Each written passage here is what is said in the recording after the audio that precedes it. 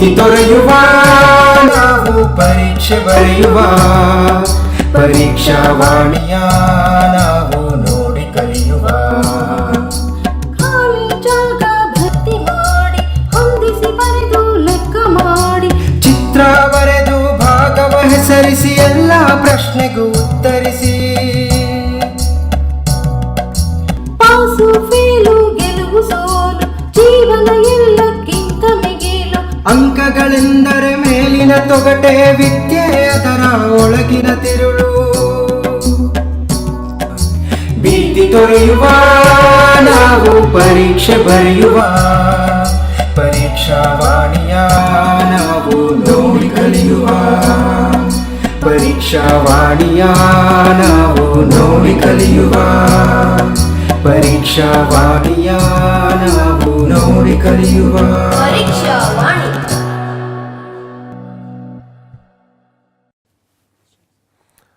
ಪ್ರೀತಿಯ ವಿದ್ಯಾರ್ಥಿಗಳೇ, ಎಲ್ಲರಿಗೂ ನಮಸ್ಕಾರ. ನನ್ನ ಹೆಸರು ರಾಮಕೃಷ್ಣ ಡಿ.ಆರ್. ನಾನು ಸರ್ಕಾರಿ ಪ್ರೌಢಶಾಲೆ ಜಡಗೇನಹಳ್ಳಿ, ಹೊಸಕೋಟೆ ತಾಲೂಕು, ಬೆಂಗಳೂರು ಗ್ರಾಮಾಂತರ ಜಿಲ್ಲೆಯಲ್ಲಿ ಗಣಿತ ಸಹ ಶಿಕ್ಷಕನಾಗಿ ಕಾರ್ಯವನ್ನು ನಿರ್ವಹಿಸ್ತಾ ಇದ್ದೇನೆ. ವಿದ್ಯಾರ್ಥಿಗಳೇ, ನಿಮಗೆ ಈಗಾಗಲೇ ಗೊತ್ತಿದೆ, ನಾವು ಇಂದಿನ ತರಗತಿಯಲ್ಲಿ ತ್ರಿಭುಜಗಳು ಅಧ್ಯಾಯಕ್ಕೆ ಸಂಬಂಧಿಸಿದಂತೆ ಅದರಲ್ಲಿ ಬರುವಂತಹ ಪ್ರಮುಖವಾದ ಪ್ರಮೇಯಗಳನ್ನು ನಾವು ಚರ್ಚೆ ಮಾಡಿದ್ದೀವಿ. ಆ ಪ್ರಮೇಯಗಳನ್ನು ಯಾವ ರೀತಿ ಸಾಧಿಸಬೇಕು ಹಂತವಾಗಿ ಅನ್ನೋದನ್ನು ಚರ್ಚೆ ಮಾಡಿದ್ದೀವಿ. ಈ ದಿನ ನಾವು ಆ ಪ್ರಮೇಯಗಳ ಆಧಾರದ ಅಥವಾ ಪ್ರಮೇಯಗಳ ಮೇಲಿನ ಲೆಕ್ಕಗಳನ್ನು ಯಾವ ರೀತಿ ನಾವು ಆ ಲೆಕ್ಕಗಳನ್ನು ಬಿಡಿಸಬೇಕು ಅನ್ನೋದನ್ನು ಚರ್ಚೆ ಮಾಡೋಣ. ಇದು ಗೊತ್ತಿದೆ, ಅಧ್ಯಾಯ 2 ತ್ರಿಭುಜಗಳ ಘಟಕ, ಭಾಗ 2 ಪ್ರಮೇಯಗಳ ಮೇಲಿನ ಲೆಕ್ಕಗಳು. ವಿದ್ಯಾರ್ಥಿಗಳೇ, ಈಗಾಗಲೇ ನೀವು ತರಗತಿಗಳಲ್ಲಿ ತಮ್ಮ ಶಿಕ್ಷಕರು ಪ್ರಮೇಯಗಳ ಆಧಾರದ ಮೇಲೆ ಯಾವ ರೀತಿ ಲೆಕ್ಕಗಳನ್ನು ಬಿಡಿಸಬೇಕು ಅನ್ನೋದನ್ನು ತಮಗೆ ಹೇಳ್ಕೊಟ್ಟಿದ್ದಾರೆ. ಅಭ್ಯಾಸದಲ್ಲಿ ಸುಮಾರಷ್ಟು ಲೆಕ್ಕಗಳಿದೆ, ಪ್ರತಿ ಪ್ರಮೇಯದ ಆಧಾರದ ಮೇಲೆ ಲೆಕ್ಕಗಳಿದೆ. ಆ ಲೆಕ್ಕಗಳನ್ನು ತಾವು ಹಂತವಾಗಿ ಬಿಡಿಸಿ ಅಭ್ಯಾಸ ಮಾಡಿದ್ದೀರಿ. ಅದರ ಬಗ್ಗೆ ಮತ್ತೊಮ್ಮೆ ನಾವು ಚರ್ಚೆಯನ್ನು ಮಾಡೋಣ. ಪ್ರಮೇಯಗಳ ಮೇಲಿನ ಲೆಕ್ಕಗಳನ್ನು ಬಿಡಿಸೋದಕ್ಕಿಂತ ಮುಂಚೆ ಆ ಪ್ರಮೇಯಗಳನ್ನು ಬ್ರೀಫಾಗಿ ಆ ನಿರ್ಧಾರಕ ಗುಣಗಳು, ನಾವು ಈ ಲೆಕ್ಕಗಳನ್ನು ಬಿಡಿಸಬೇಕಾದ್ರೆ ಯಾವ ಯಾವ ಗುಣಗಳನ್ನು ಮತ್ತು ಪ್ರಮೇಯಗಳನ್ನು ಆಧಾರವಾಗಿಟ್ಕೊಂಡು ಲೆಕ್ಕಗಳನ್ನು ಬಿಡಿಸ್ತೀವಿ ಅನ್ನೋದನ್ನು ಒಂದು ಸ್ವಲ್ಪ ಬ್ರೀಫಾಗಿ ನೋಡೋಣ. ತೇಲ್ಸನ ಪ್ರಮೇಯದ ಆಧಾರದ ಮೇಲೆ ನಾವು ಇಲ್ಲಿ ನೋಡೋಣ. ನೋಡಿ,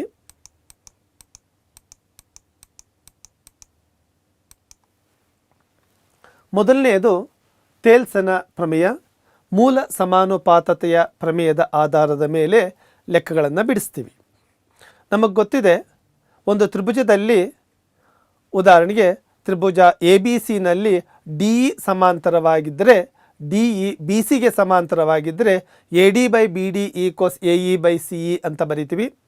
ಮತ್ತು ಮುಂದುವರೆದು ಮೂಲ ಸಮಾನುಪಾತತೆಯ ಉಪಪ್ರಮೇಯಗಳನ್ನು ಕೂಡ ನಾವು ಇಲ್ಲಿ ಜ್ಞಾಪಕ ಮಾಡ್ಕೋಬೇಕಾಗುತ್ತೆ. ಕಾರಣ ಆ ಲೆಕ್ಕಗಳನ್ನು ಬಿಡಿಸಬೇಕಾದ್ರೆ ಆ ಉಪಪ್ರಮೇಯಗಳನ್ನು ಕೂಡ ನಾವು ಬಿಡಿಸ್ತೀವಿ. ತ್ರಿಭುಜ ಎ ಬಿ ಸಿನಲ್ಲಿ ಡಿ ಇ ಬಿ ಸಿಗೆ ಸಮಾಂತರವಾಗಿದ್ದರೆ ನಾವು ಏನೇನು ಬರ್ಕೋಬೋದು ಅನ್ನೋದನ್ನು ಇಲ್ಲಿ ನೋಡೋಣ. A D divided by B D equals A E by C E, ಅಥವಾ A D by A B equals A E by A C equals D E by B C, ಅಥವಾ B D by A B equals C E divided by A C ಅಂತಲೂ ಕೂಡ ಬರಿಬೋದು. ನಾವು ಲೆಕ್ಕಗಳನ್ನು ಬಿಡಿಸಬೇಕಾದ್ರೆ ಇಲ್ಲಿರುವಂತಹ ಪ್ರಮೇಯಗಳು ಆಧಾರದ ಮೇಲೆ ಲೆಕ್ಕಗಳನ್ನು ಬಿಡಿಸ್ತೀವಿ. ಸರಿ, ಈಗ ಇಷ್ಟೊತ್ತು ಮಾತಾಡಿದ್ದು ಅದು ಕಟ್ ಮಾಡಿಬಿಡಿ. ಆ ಸ್ಲೈಡಾಗಿ ಈ ಸ್ಲೈಡಿಗೆ ಬಂದ ತಕ್ಷಣ ಏನು ಈಗ ಇಲ್ಲಿಂದ ಹೊಸ್ದಾಗಿ ಶುರು ಮಾಡೋಣ. ನೋಡಿ, ನಾವು ಪ್ರಮೇಯಗಳ ಆಧಾರದ ಮೇಲೆ ಲೆಕ್ಕಗಳನ್ನು ಬಿಡಿಸಬೇಕಾದ್ರೆ ಇಲ್ಲಿರುವಂತಹ ಪ್ರಮೇಯಗಳನ್ನು ಬಳಸಿಕೊಂಡು ನಾವು ಲೆಕ್ಕಗಳನ್ನು ಬಿಡಿಸ್ತೀವಿ. ಮೊದಲನೆಯದಾಗಿ ತೇಲ್ಸನ ಪ್ರಮೇಯ, ಅಂದರೆ ಮೂಲ ಸಮಾನುಪಾತತೆಯ ಪ್ರಮೇಯವನ್ನು ಬಳಸಿಕೊಂಡು ಲೆಕ್ಕಗಳನ್ನು ಬಿಡಿಸ್ತೀವಿ. ಈಗಾಗಲೇ ಆ ಪ್ರಮೇಯದ ಬಗ್ಗೆ ಚರ್ಚೆಯನ್ನು, ಆ ಪ್ರಮೇಯವನ್ನು ಯಾವ ರೀತಿ ಬಿಡಿಸೋದು, ಸಾಧಿಸೋದು ಅನ್ನೋದ್ರ ಬಗ್ಗೆ ಚರ್ಚೆಯನ್ನು ನಾವು ಮಾಡಿದ್ದೀವಿ. ಇಂದಿನ ತರಗತಿಯಲ್ಲಿ ತ್ರಿಭುಜಗಳ ಸಮರೂಪತೆಗೆ ನಿಬಂಧನೆಗಳು, ಉದಾಹರಣೆಗೆ ತ್ರಿಭುಜ LMN ಸಮರೂಪ ತ್ರಿಭುಜ PQR ಆದಾಗ ಏನೇನು ಸಮ ಇರುತ್ತೆ, ತ್ರಿಭುಜಗಳು ಸಮರೂಪವಾದಾಗ ಅವುಗಳ ಅನುರೂಪ ಕೋನಗಳು ಸಮವಾಗಿರುತ್ತೆ. ಅನುರೂಪ ಕೋನಗಳು ಯಾವುದು? ಕೋನ L ಈಕ್ವಲ್ಸ್ ಕೋನ P, ಕೋನ M ಈಕ್ವಲ್ಸ್ ಕೋನ Q, ಕೋನ N ಈಕ್ವಲ್ಸ್ ಕೋನ R. ಅನುರೂಪ ಕೋನಗಳು ಸಮವಾಗಿರುತ್ತೆ. ಮತ್ತು ತ್ರಿಭುಜಗಳು ಸಮರೂಪವಾದರೆ ಅವುಗಳ ಅನುರೂಪ ಬಾಹುಗಳು ಕೂಡ ಸಮ ಅನುಪಾತದಲ್ಲಿ ಇರುತ್ತವೆ. ಅಂದರೆ LM divided by PQ equals MN divided by QR equals LN divided by PR. ಅಥವಾ ಎರಡು ತ್ರಿಭುಜಗಳು ಸಮರೂಪವಾಗಿದ್ದರೆ, ಉದಾಹರಣೆಗೆ LM ತ್ರಿಭುಜವನ್ನು ಗಮನಿಸಿ, LM divided by PQ equals MN divided by QR equals ಕೋನ M ಈಕ್ವಲ್ಸ್ ಕೋನ Q. ಇದು ಬಾಹು ಕೋನ ಬಾಹು, ಬಾಹು ಕೋನ ಬಾಹು ನಿರ್ಧಾರಕ ಗುಣ. ಎರಡನೇದು ಹೇಳೋದಾದರೆ ಬಾಹು ಬಾಹು ಬಾಹು ನಿರ್ಧಾರಕ ಗುಣ. ಮೊದಲನೇದು ಕೋನ ಕೋನ ಕೋನ ನಿರ್ಧಾರಕ ಗುಣ. ಈ ಗುಣಗಳ ಬಗ್ಗೆ ನಾವು ಇಂದಿನ ತರಗತಿನಲ್ಲಿ ಚರ್ಚೆಯನ್ನು ಮಾಡಿದ್ದೀವಿ. ಅದಾದ ಮೇಲೆ ವಿಸ್ತೀರ್ಣಗಳಿಗೆ ಸಂಬಂಧಿಸಿದಂತಹ ಪ್ರಮೇಯ. ಎರಡು ತ್ರಿಭುಜಗಳು ಸಮರೂಪವಾಗಿದ್ದರೆ ಆ ತ್ರಿಭುಜಗಳ ವಿಸ್ತೀರ್ಣಗಳ ಅನುಪಾತವು ಅನುರೂಪ ಬಾಹುಗಳ ವರ್ಗಗಳ ಅನುಪಾತಕ್ಕೆ ಸಮವಾಗಿರುತ್ತೆ. ಈ ಪರಿಕಲ್ಪನೆಗಳನ್ನು ಕೂಡ ನಾವು ಲೆಕ್ಕಗಳನ್ನು ಬಿಡಿಸಬೇಕಾದ್ರೆ ಬಳಸ್ಕೋತೀವಿ. ಅದಾದ ಮೇಲೆ ಪೈಥಾಗರಸ್ಸನ ಪ್ರಮೇಯ. ಒಂದು ಲಂಬಕೋನ ತ್ರಿಭುಜದಲ್ಲಿ ವಿಕರ್ಣದ ಮೇಲಿನ ವರ್ಗವು ಉಳಿದೆರಡು ಬಾಹುಗಳ ಮೇಲಿನ ವರ್ಗಗಳ ಮೊತ್ತಕ್ಕೆ ಸಮವಾಗಿರುತ್ತೆ. ಮತ್ತು ಪೈಥಾಗರಸ್ಸನ ಪ್ರಮೇಯದ ವಿಲೋಮವನ್ನು ಕೂಡ ನಾವು ಬಳಸಿಕೊಂಡು ಲೆಕ್ಕಗಳನ್ನು ಬಿಡಿಸ್ತೀವಿ. ಈಗ ವಿದ್ಯಾರ್ಥಿಗಳೇ, ಒಂದು ಲೆಕ್ಕವನ್ನು ತೆಗೆದುಕೊಳ್ಳೋಣ.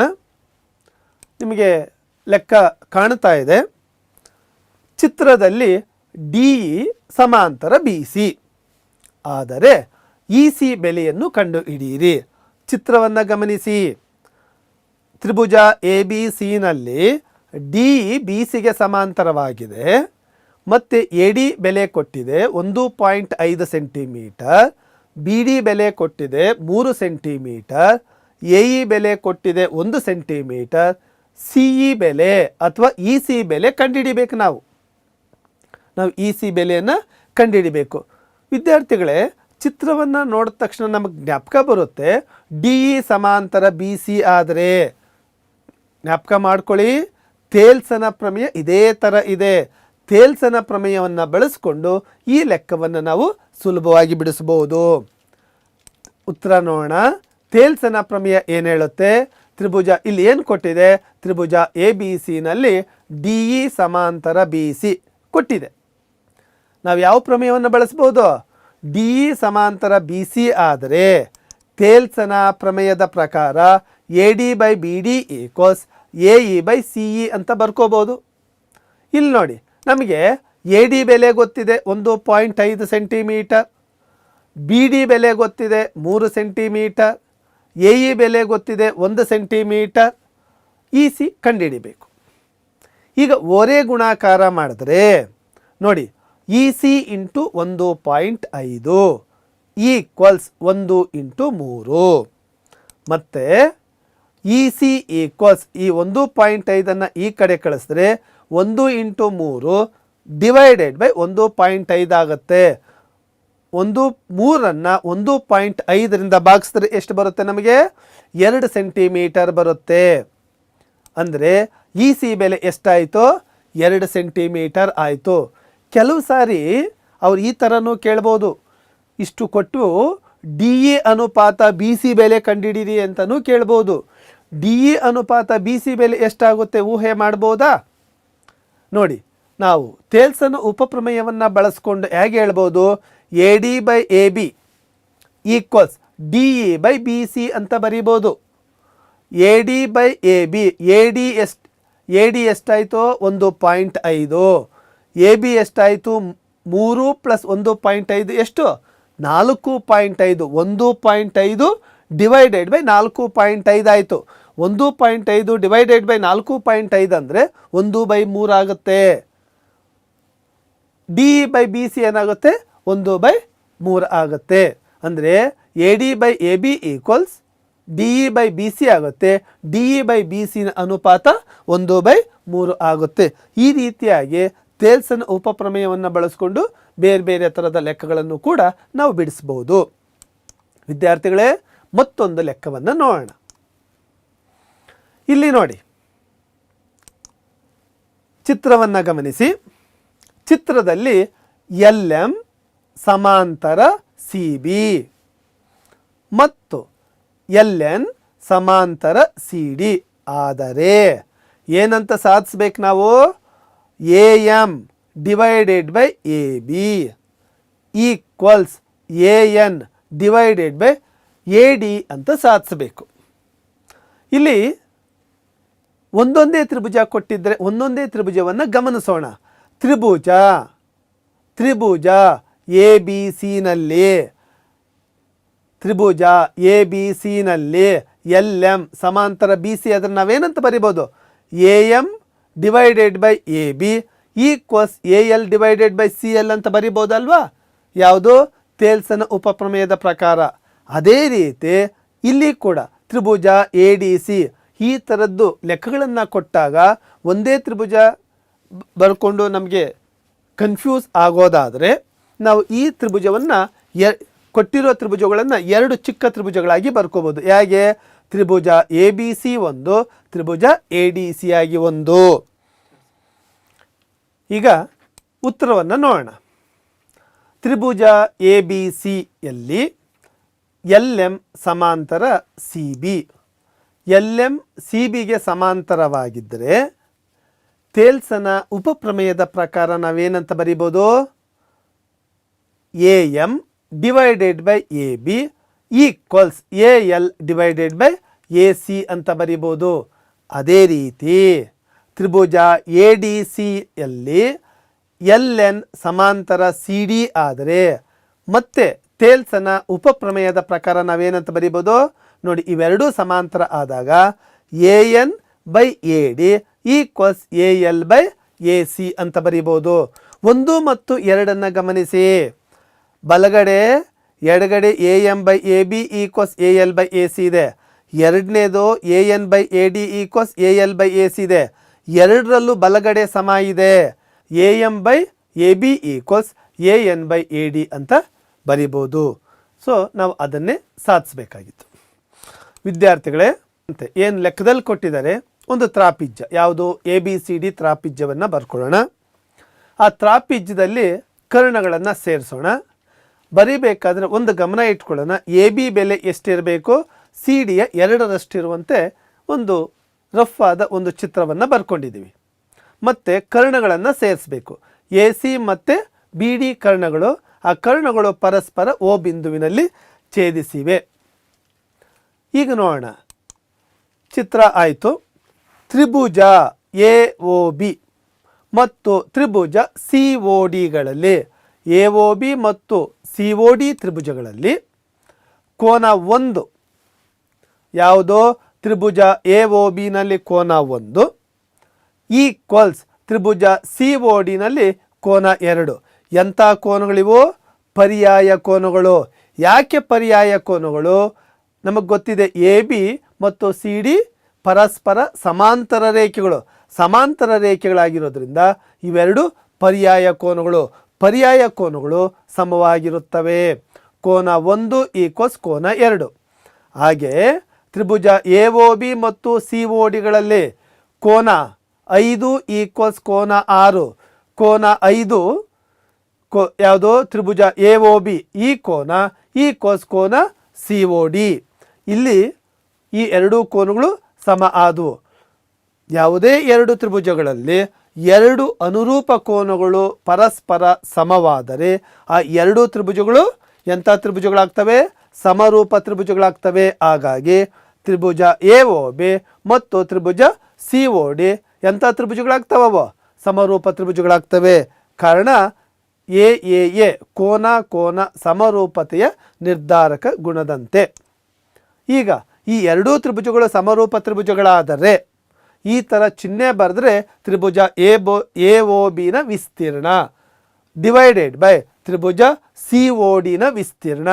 ನಾವು ತ್ರಿಭುಜ ಎ ಒ ಬಿನ ವಿಸ್ತೀರ್ಣ ಡಿವೈಡೆಡ್ ಬೈ ತ್ರಿಭುಜ ಸಿ ಒ ಡಿನ ವಿಸ್ತೀರ್ಣ ಅಂತಾದರೂ ಬರಿಬೋದು. ಅಥವಾ ಈ ಥರ ಚಿಹ್ನೆಯನ್ನು ಬಳಸಿದ್ರೆ ಅದು ತ್ರಿಭುಜ ಎ ಒ ಬಿನ ವಿಸ್ತೀರ್ಣದ ಅರ್ಥವನ್ನು ಕೊಡುತ್ತೆ. ಇದು ತ್ರಿಭುಜ ಸಿ ಒ ಡಿಯ ವಿಸ್ತೀರ್ಣದ ಅರ್ಥವನ್ನು ಕೊಡುತ್ತೆ. ತ್ರಿಭುಜ ಎ ಒ ಬಿ ಮತ್ತು ತ್ರಿಭುಜ ಸಿ ಒ ಡಿಗಳು ಸಮರೂಪ ತ್ರಿಭುಜಗಳು. ಎರಡು ತ್ರಿಭುಜಗಳು ಸಮರೂಪವಾದರೆ ಅವುಗಳ ವಿಸ್ತೀರ್ಣಗಳ ಅನುಪಾತವು ಏನಾಗುತ್ತೆ, ಅವುಗಳ ಅನುರೂಪ ಬಾಹುಗಳ ವರ್ಗಗಳ ಅನುಪಾತಕ್ಕೆ ಸಮವಾಗುತ್ತೆ. ಹಾಗಾಗಿ ತ್ರಿಭುಜ ಎ ಒ ಬಿನಲ್ಲಿ ಎ ಬಿ ತಗೊಳ್ಳೋಣ, ತ್ರಿಭುಜ ಸಿ ಒ ಡಿನಲ್ಲಿ ಸಿ ಡಿ ತಗೊಂಡ್ರೆ ಇವೆರಡು ಅನುರೂಪ ಬಾಹುಗಳಾಗ್ತವೆ. ಹಾಗಾಗಿ ತ್ರಿಭುಜ ಎ ಒ ಬಿನ ವಿಸ್ತೀರ್ಣ ಡಿವೈಡೆಡ್ ಬೈ ತ್ರಿಭುಜ ಸಿ ಒ ಡಿನ ವಿಸ್ತೀರ್ಣ equals A B square divided by C D square. ನಮಗೆ ಎ ಬಿ ಬೆಲೆ ಗೊತ್ತಿದೆ. ಎ ಬಿ ಎಷ್ಟೋ 2 ಸಿ ಡಿ. ಎ ಬಿ ಜಾಗದಲ್ಲಿ 2 ಸಿ ಡಿ ಹಾಕ್ತೀವಿ. 2 C D whole square divided by C D square. Next ನೋಡಿ, ಯಾಕೆ ಎ ಬಿ ಬೆಲೆ ಯಾಕೆ 2 ಸಿ ಡಿ ಕೊಟ್ಟಿದೆ. ನೆಕ್ಸ್ಟ್ ತ್ರಿಭುಜ ಎ ಒ ಬಿನ ವಿಸ್ತೀರ್ಣ ಡಿವೈಡೆಡ್ ಬೈ ತ್ರಿಭುಜ ಸಿ ಒ ಡಿನ ವಿಸ್ತೀರ್ಣ ಈಕ್ವಲ್ಸ್ 2 ಸ್ಕ್ವೇರ್ ಅಂದರೆ 4 C D square divided by C D square. C D square cancel ಆದರೆ ಏನು ಬರುತ್ತೆ, 4/1 ಬರುತ್ತೆ. ಹಾಗಾದರೆ ಆ ವಿಸ್ತೀರ್ಣಗಳ ಅನುಪಾತ ಎಷ್ಟು, ತ್ರಿಭುಜ ಎ ಒ ಬಿ ಮತ್ತು ತ್ರಿಭುಜ ಸಿ ಒ ಡಿಗಳ ಅನುಪಾತ 4:1. ವಿದ್ಯಾರ್ಥಿಗಳೇ, ಈ ಲೆಕ್ಕ ಯಾವ ಆಧಾರದ ಮೇಲೆ ಇದೆ, ಯಾವ ಪ್ರಮೇಯದ ಆಧಾರದ ಮೇಲೆ ಇದೆ ಅಂದರೆ ತ್ರಿಭುಜಗಳ ವಿಸ್ತೀರ್ಣಗಳ ಮೇಲಿನ ಪ್ರಮೇಯದ ಆಧಾರದ ಮೇಲೆ ಈ ಲೆಕ್ಕ ಇದೆ. ಇಂದಿನ ಲೆಕ್ಕಗಳನ್ನು ನಾವು ತೇಲ್ಸ್ ಪ್ರಮೇಯದ ಆಧಾರದ ಮೇಲೆ ಆ ಲೆಕ್ಕಗಳನ್ನು ನಾವು ಬಿಡಿಸಿದ್ದೀವಿ. ಮತ್ತೊಂದು ಲೆಕ್ಕವನ್ನು ನೋಡೋಣ. 4ನೇ ಲೆಕ್ಕ ಯಾವುದು, ತ್ರಿಭುಜ ಎ ಬಿ ಸಿಯ ಎತ್ತರಗಳಾದ ಎ ಡಿ ಮತ್ತು ಸಿ ಇಗಳು ಪರಸ್ಪರ ಪಿ ಬಿಂದುವಿನಲ್ಲಿ ಛೇದಿಸುತ್ತವೆ. ಆದರೆ ತ್ರಿಭುಜ ಎ ಇ ಪಿ ಸಮರೂಪ ತ್ರಿಭುಜ ಸಿ ಡಿ ಪಿ ಎಂದು ಮತ್ತು ತ್ರಿಭುಜ ಎ ಬಿ ಡಿ ಸಮರೂಪ ತ್ರಿಭುಜ ಸಿ ಬಿ ಇ ಎಂದು ಸಾಧಿಸಬೇಕು. ಇದಕ್ಕೆ ಚಿತ್ರ ನೋಡಿ. ಚಿತ್ರ ಎ ಬಿ ಸಿ ತ್ರಿಭುಜದಲ್ಲಿ ಎತ್ತರಗಳು ಯಾವ್ಯಾವು, ಎ ಡಿ ಒಂದು ಎತ್ತರ, ಇನ್ನೊಂದು ಎತ್ತರ ಯಾವುದು, ಸಿ ಇ ಇನ್ನೊಂದು ಎತ್ತರ ಕೊಟ್ಟಿದೆ. ಈಗ ನಾವೇನು ಸಾಧಿಸಬೇಕು, ಮೊದಲನೇದು ಏನಿದೆ, ತ್ರಿಭುಜ ಎ ಇ ಪಿ ಮತ್ತು ತ್ರಿಭುಜ ಸಿ ಡಿ ಪಿಗಳನ್ನು ಗುರುತಿಸ್ಕೊಳ್ಳೋಣ. ತ್ರಿಭುಜದಲ್ಲಿ ಯಾವುದು ತ್ರಿಭುಜ ಎ ಇ ಪಿ, ತ್ರಿಭುಜ ಎ ಇ ಪಿ ಮತ್ತು ತ್ರಿಭುಜ ಸಿ ಡಿ ಪಿ ಅಥವಾ ಸಿ ಪಿ ಡಿ. ಇವೆರಡೂ ತ್ರಿಭುಜಗಳಲ್ಲಿ ತ್ರಿಭುಜ ಎ ಇ ಪಿ ಮತ್ತು ತ್ರಿಭುಜ ಸಿ ಡಿ ಪಿಗಳಲ್ಲಿ ನೋಡಿ ಯಾವ್ಯಾವ ಕೋನ ಎ ಇ ಪಿ ಇದು ಲಂಬ ತಾನೇ, ಇದು ಎತ್ತರ ತಾನೇ. ಸಿ ಇ ಎತ್ತರ ಆದರೆ ಕೋನ ಎ ಇ ಪಿ ಎಷ್ಟು ಡಿಗ್ರಿ ಆಯಿತು, 90 ಡಿಗ್ರಿ ಆಯಿತು. C D P A D ಎತ್ತರ ತಾನೇ, ಎ ಡಿ ಎತ್ತರ ಆದರೆ ಸಿ ಡಿ ಪಿ ಕೋನ ಎಷ್ಟಾಯಿತು, 90 ಡಿಗ್ರಿ ಆಯಿತು. ಹಾಗಾಗಿ ಕೋನ ಎ ಇ ಪಿ ಈಕ್ವಲ್ಸ್ ಕೋನ C D P equals 90 degree. ಮತ್ತೆ ಕೋನ ಎ ಪಿ ಇ ಗಮನಿಸ್ತಾ ಇದ್ದೀರಾ, ಎ ಪಿ ಇ ಮತ್ತು ಸಿ ಪಿ ಡಿ ಈ ಕೋನಗಳೆಂಥ ಕೋನಗಳು, ಶೃಂಗಾಭಿಮುಖ ಕೋನಗಳು ಕೂಡ ಸಮವಾಗ್ತವೆ. ಈಗ ತ್ರಿಭುಜ, ಈ ಎರಡೂ ತ್ರಿಭುಜಗಳಲ್ಲಿ ಯಾವ್ಯಾವು, ತ್ರಿಭುಜ ಎ ಇ ಪಿ ಮತ್ತು ತ್ರಿಭುಜ ಸಿ ಡಿ ಪಿಗಳಲ್ಲಿ 2 ಜೊತೆಯ ಅನುರೂಪ ಕೋನಗಳು ಪರಸ್ಪರ ಸಮವಾದವು. 2 ತ್ರಿಭುಜಗಳಲ್ಲಿ ಎರಡು ಅನುರೂಪ ಕೋನಗಳು ಸಮವಾದರೆ ಆ 2 ತ್ರಿಭುಜಗಳು ಸಮರೂಪ ತ್ರಿಭುಜಗಳಾಗ್ತವೆ. ತ್ರಿಭುಜ ಎ ಇ ಪಿ ಸಮರೂಪ ತ್ರಿಭುಜ ಸಿ ಡಿ ಪಿ. ಕಾರಣ ಏನು, ಎ ಕೋನ ಸಮರೂಪತೆಯ ನಿರ್ಧಾರಕ ಗುಣದ ಮೇಲೆ. ಮೊದಲನೇದನ್ನು ಸಾಧಿಸಿದ್ದಾಯಿತು. ಈಗ ಮೊದಲನೇದನ್ನು ಸಾಧಿಸಿದ್ದಾಯಿತು. ಈಗ ಎರಡನೆಯದು ಏನು, ತ್ರಿಭುಜ ಎ ಬಿ ಡಿ ಸಮರೂಪ ತ್ರಿಭುಜ ಸಿ ಬಿ ಇ ಅಂತ ಸಾಧಿಸಬೇಕು. ತ್ರಿಭುಜ ಎ ಬಿ ಡಿ ಸಮರೂಪ ತ್ರಿಭುಜ ಸಿ ಬಿ ಅಂತ ಸಾಧಿಸಬೇಕು. ಹಾಗಾದರೆ ಆ ಎರಡೂ ತ್ರಿಭುಜಗಳನ್ನು ತಗೊಳ್ಳೋಣ. ತ್ರಿಭುಜ ಎ ಬಿ ಡಿ ಮತ್ತು ತ್ರಿಭುಜ ಸಿ ಬಿ ಇ, ಈ ಎರಡೂ ತ್ರಿಭುಜಗಳಲ್ಲಿ ನೋಡಿ ತ್ರಿಭುಜ ಕೋನ ಯಾವುದೋ ಕೋನ ಎ ಡಿ ಬಿ, ಇದು ಎ ಡಿ ಹತ್ರ A B D 90, A D B ಕೋನ ಎ ಡಿ ಬಿ 90 ಡಿಗ್ರಿ. ಮತ್ತು ಕೋನ ಯಾವುದು ಸಿ ಇ ಹತ್ರ ತಾನೆ, ಕೋನ ಸಿ ಇ ಬಿ 90 ಡಿಗ್ರಿ. ಈ ಎರಡೂ ತ್ರಿಭುಜಗಳಲ್ಲಿ ಯಾವುದು ತ್ರಿಭುಜ ಸಿ ಡಿ ಬಿ ಈಕ್ವಲ್ಸ್ ಕೋನ C E B equals 90 degree. ಮತ್ತೊಂದು ನೋಡಿ ಕೋನ ಎ ಬಿ ಡಿ ಕೋನ ಈ ಕೋನ ಸಿ ಬಿ ಇ ತ್ರಿಭುಜ ಎ ಬಿ ಡಿನಲ್ಲಿ ಕೋನ ಎ ಬಿ ಡಿ ಮತ್ತು ತ್ರಿಭುಜ ಸಿ ಬಿ ಇನಲ್ಲಿ ಕೋನ ಸಿ ಬಿ ಇ, ಎರಡರಲ್ಲೂ ಇದೇ ಕೋನ ಬಿ ಸಾಮಾನ್ಯ ಕೋನ. ಹಾಗಾಗಿ ಈ ಎರಡೂ ತ್ರಿಭುಜ ಎ ಬಿ ಡಿ ಮತ್ತು ಸಿ ಬಿ ಇ ತ್ರಿಭುಜದಲ್ಲಿ ಎರಡು ಅನುರೂಪ ಕೋನಗಳು ಪರಸ್ಪರ ಸಮವಾಗಿರೋದ್ರಿಂದ ಆ ಎರಡೂ ತ್ರಿಭುಜಗಳು ಸಮರೂಪ ತ್ರಿಭುಜಗಳಾಗ್ತವೆ. ಕಾರಣ ಕೋನ ಸಮರೂಪತೆಯ ನಿರ್ಧಾರಕ ಗುಣ. ಎ ಅಂದರೆ ಕೋನ ಸಮರೂಪತೆಯ ನಿರ್ಧಾರಕ ಗುಣ. ಈಗ ಮತ್ತಿನ್ನೊಂದು ಲೆಕ್ಕವನ್ನು ನೋಡೋಣ. 10 ಮೀಟರ್ ಎತ್ತರವಿರುವ ಏಣಿಯು ನೆಲದಿಂದ 8 ಮೀಟರ್ ಎತ್ತರದಲ್ಲಿ ಗೋಡೆಯಲ್ಲಿರುವ ಕಿಟಕಿಯನ್ನು ಮುಟ್ಟುತ್ತದೆ. ಹಾಗಾದರೆ ಏಣಿಯ ಪಾದವು ನೆಲದಿಂದ ಎಷ್ಟು ದೂರದಲ್ಲಿದೆ? ನೋಡೋಣ.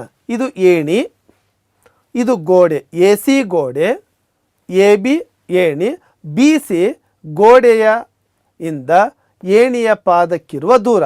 ಚಿತ್ರವನ್ನು ಗಮನಿಸಿದ್ರಾ? ಈಗ ಉತ್ತರ ನೋಡೋಣ. ಗೋಡೆಯ ಎತ್ತರ ಯಾವುದು? ಸಿ ಎ ಈಕ್ವಲ್ಸ್ ಎಷ್ಟು ಕೊಟ್ಟಿದೆ? ಏಣಿಯು ನೆಲದಿಂದ 8 ಮೀಟರ್ ಎತ್ತರದಲ್ಲಿ, 8 ಮೀಟರ್ ಎತ್ತರ. ಏಣಿಯ ಉದ್ದ 10 ಮೀಟರ್ ಎತ್ತರವಿರುವ ಏಣಿ. ಏಣಿ ಉದ್ದ ಎಷ್ಟು?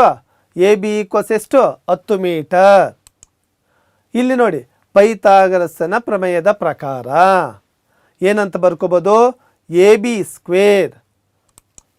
ಪೈಥಾಗರಸನ ಪ್ರಮೇಯದ ಪ್ರಕಾರ A B square equals A C square plus B C square ಅಂತ ಬರಿಬೋದು. ನಮಗೆ ಈಗಾಗಲೇ ಗೊತ್ತಿದೆ ಎ ಬಿ ಬೆಲೆ ಎಷ್ಟು? ಎ ಬಿ ಬೆಲೆ ಎಷ್ಟು? 10 metre 10 square equals A C ಬೆಲೆ ಎಷ್ಟು? ಎ ಸಿ ಅಂದರೂ ಒಂದೇ, ಸಿ ಎ ಅಂದರೂ ಒಂದೇ, 8 ಸ್ಕ್ವೇರ್ ಪ್ಲಸ್ ಬಿ ಸಿನೇ ನಾವು ಕಂಡುಹಿಡಿಬೇಕಾಗಿರೋದು. ಬಿ ಸಿ ಹಾಗೇ ಇದೆ, ಬಿ ಸಿ ಸ್ಕ್ವೇರ್. ನೋಡಿ ಬಿ ಸಿ ಸ್ಕ್ವೇರ್ ಇದು ಈ ಕಡೆ ಇದ್ದರೆ ಎಷ್ಟು? 10 ಸ್ಕ್ವೇರ್ ಅಂದರೆ ಎಷ್ಟು? 100 ಮೈನಸ್ 8 ಸ್ಕ್ವೇರ್ ಅಂದರೆ ಎಷ್ಟು? 64. ಬಿ ಸಿ ಸ್ಕ್ವೇರ್ ಈಕ್ವಲ್ಸ್ 100ರಲ್ಲಿ 64 ಹೋದರೆ 36. ಬಿ ಸಿ ಈಕ್ವಲ್ಸ್ ವರ್ಗಮೂಲ 36. 36ರ ವರ್ಗಮೂಲ ಎಷ್ಟು? 6 ಮೀಟರ್. ಆದ್ದರಿಂದ ಏಣಿಯ ಪಾದವು ನೆಲದಿಂದ 6 ಮೀಟರ್ ದೂರದಲ್ಲಿದೆ. ಏಣಿಯ ಪಾದವು ನೆಲದಿಂದ ಯಾವುದರಿಂದ? ಹಾಗಾದರೆ ಏಣಿಯ ಪಾದವು ನೆಲದಿಂದ ಎಷ್ಟು ದೂರದಲ್ಲಿದೆ? ಏಣಿಯ ಪಾದವು ಈ ಗೋಡೆಯಿಂದ ಅಂತಿರಬೇಕಾಯ್ತು. ಗೋಡೆಯಿಂದ ಎಷ್ಟು ದೂರದಲ್ಲಿದೆ ಅಂತಂದರೆ 6 ಮೀಟರ್ ದೂರದಲ್ಲಿದೆ. ಈ ಪ್ರಮೇಯ ನೋಡ್ತಾ ಇದ್ದೀರಿ, ಈ ಲೆಕ್ಕವನ್ನು ನೋಡ್ತಾ ಇದ್ದೀರಿ. ಇದನ್ನು ನಾವು ಪೈಥಾಗರಸನ ಪ್ರಮೇಯವನ್ನು ಬಳಸಿಕೊಂಡು ಈ ಲೆಕ್ಕವನ್ನು ಬಿಡಿಸಿದ್ದೀವಿ. ಮತ್ತೊಂದು ಲೆಕ್ಕವನ್ನು ನಾವು ನೋಡೋಣ. ಚಿತ್ರದಲ್ಲಿ ನಿಮಗೆ ಚಿತ್ರ ಕಾಣಿಸ್ತಾ ಇದೆಯಲ್ವಾ? ಚಿತ್ರದಲ್ಲಿ ಎ ಡಿ ಲಂಬ ಬಿ ಸಿ ಆದರೆ ಏನಂತ ಪ್ರೂವ್ ಮಾಡಬೇಕು? A B square plus C D square equals B D square plus A C square ಅಂತ ಸಾಧಿಸಬೇಕು. ಉತ್ತರ ನೋಡೋಣ. ಇಲ್ಲಿ 2 ಲಂಬಕೋನ ತ್ರಿಭುಜಗಳಿದೆ. ಯಾವ್ಯಾವ 2 ಲಂಬಕೋನ ತ್ರಿಭುಜಗಳು? ಒಂದು ಎ ಡಿ ಬಿ ಒಂದು ಲಂಬಕೋನ ತ್ರಿಭುಜ ಇದೆ, ಇನ್ನೊಂದು ಎ ಡಿ ಸಿ ಲಂಬಕೋನ ತ್ರಿಭುಜ ಇದೆ. ಮೊದಲನೇದಾಗಿ ಲಂಬಕೋನ ತ್ರಿಭುಜ ಎ ಡಿ ಸಿಯನ್ನು ತಗೊಳ್ಳೋಣ. ಎ ಡಿ ಸಿಯಲ್ಲಿ ಲಂಬಕೋನ ತ್ರಿಭುಜ ಎ ಡಿ ಸಿಯಲ್ಲಿ ಪೈಥಾಗರಸನ ಪ್ರಮೇಯದಂತೆ ನಾವೇನಂತ ಬರಿಬೋದು? A C square. ಇದು ಲಂಬಕೋನ ತಾನೆ, ಆಗ A C square equals A D square plus C D square ಅಂತ ಬರೆದ್ವಿ. ನೆಕ್ಸ್ಟ್ ಇನ್ನೊಂದು ಲಂಬಕೋನ ತ್ರಿಭುಜ ಇದೆ. ಯಾವುದದು? ಎ ಡಿ ಬಿ ಲಂಬಕೋನ ತ್ರಿಭುಜದಲ್ಲಿ ಪೈಥಾಗರಸನ ಪ್ರಮೇಯದಂತೆ ನಾವೇನಂತ ಬರ್ಕೋಬೋದು, A B square equals A D square plus B D square ಅಂತ ಬರಿಬೋದು. ಇದು ಎರಡನೇ ಪಾಯಿಂಟು. ಮೊದಲನೇ ಪಾಯಿಂಟು ಮತ್ತು ಎರಡನೇ ಪಾಯಿಂಟನ್ನು, ಎರಡನೇ ಪಾಯಿಂಟಿಂದ ಮೊದಲನೇದನ್ನು ನಾವು ಕಳೆದಾಗ ಅಂದರೆ A B square minus A C square equals ಏನಾಗುತ್ತೆ, ಬಿ ಡಿ ಸ್ಕ್ವೇರ್. ನೋಡಿ ಇಲ್ಲಿ ಎರಡರಲ್ಲೂ ಎ ಡಿ ಕಾಮನ್ ಇದೆ ತಾನೆ, A D square minus A D square cancel ಆಗುತ್ತೆ, B D square minus C D square ಉಳ್ಕೊಳ್ಳುತ್ತೆ. ಎ ಸಿಯನ್ನು ಈ ಕಡೆ ಕಳಿಸಿ ಸಿ ಡಿಯನ್ನು ಆ ಕಡೆ ಕಳಿಸಿದ್ರೆ A B square plus C D square equals B D square plus A C square ಆಗುತ್ತೆ. ನಾವೇನನ್ನು ಸಾಧಿಸಬೇಕಾಗಿತ್ತು, A B square plus C D square equals B D square plus A C square. ನಮಗೆ ಉತ್ತರ ಬಂತು. ತುಂಬ ಸಿಂಪಲ್ಲಾಗಿ ನಾವು ಲೆಕ್ಕಗಳನ್ನು ಬಿಡಿಸ್ಬೋದು. ಇನ್ನೊಂದು ಲೆಕ್ಕವನ್ನು ನೋಡೋಣ. ವಿಮಾನವೊಂದು ಒಂದು ನಿಲ್ದಾಣದಿಂದ ಹೊರಟು ಗಂಟೆಗೆ 1000 ಕಿಲೋಮೀಟರ್ ಜವದಿಂದ ಉತ್ತರದ ಕಡೆಗೆ ಚಲಿಸುತ್ತದೆ. ಅದೇ ಸಮಯದಲ್ಲಿ ಮತ್ತೊಂದು ವಿಮಾನವು ಅದೇ ನಿಲ್ದಾಣದಿಂದ ಹೊರಟು ಗಂಟೆಗೆ 1200 ಕಿಲೋಮೀಟರ್ ಜವದಿಂದ ಪಶ್ಚಿಮದ ಕಡೆಗೆ ಚಲಿಸುತ್ತದೆ. 1.5 ಗಂಟೆಗಳ ನಂತರ ವಿಮಾನಗಳ ನಡುವಿನ ಅಂತರ ಎಷ್ಟು?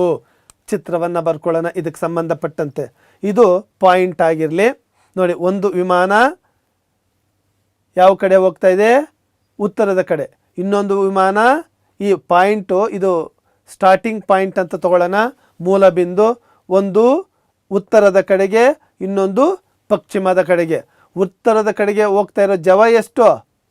ಉತ್ತರದ ಕಡೆಗೆ ಹೋಗ್ತಾ ಇರೋದು ನೋಡಿ 1000 kilometre.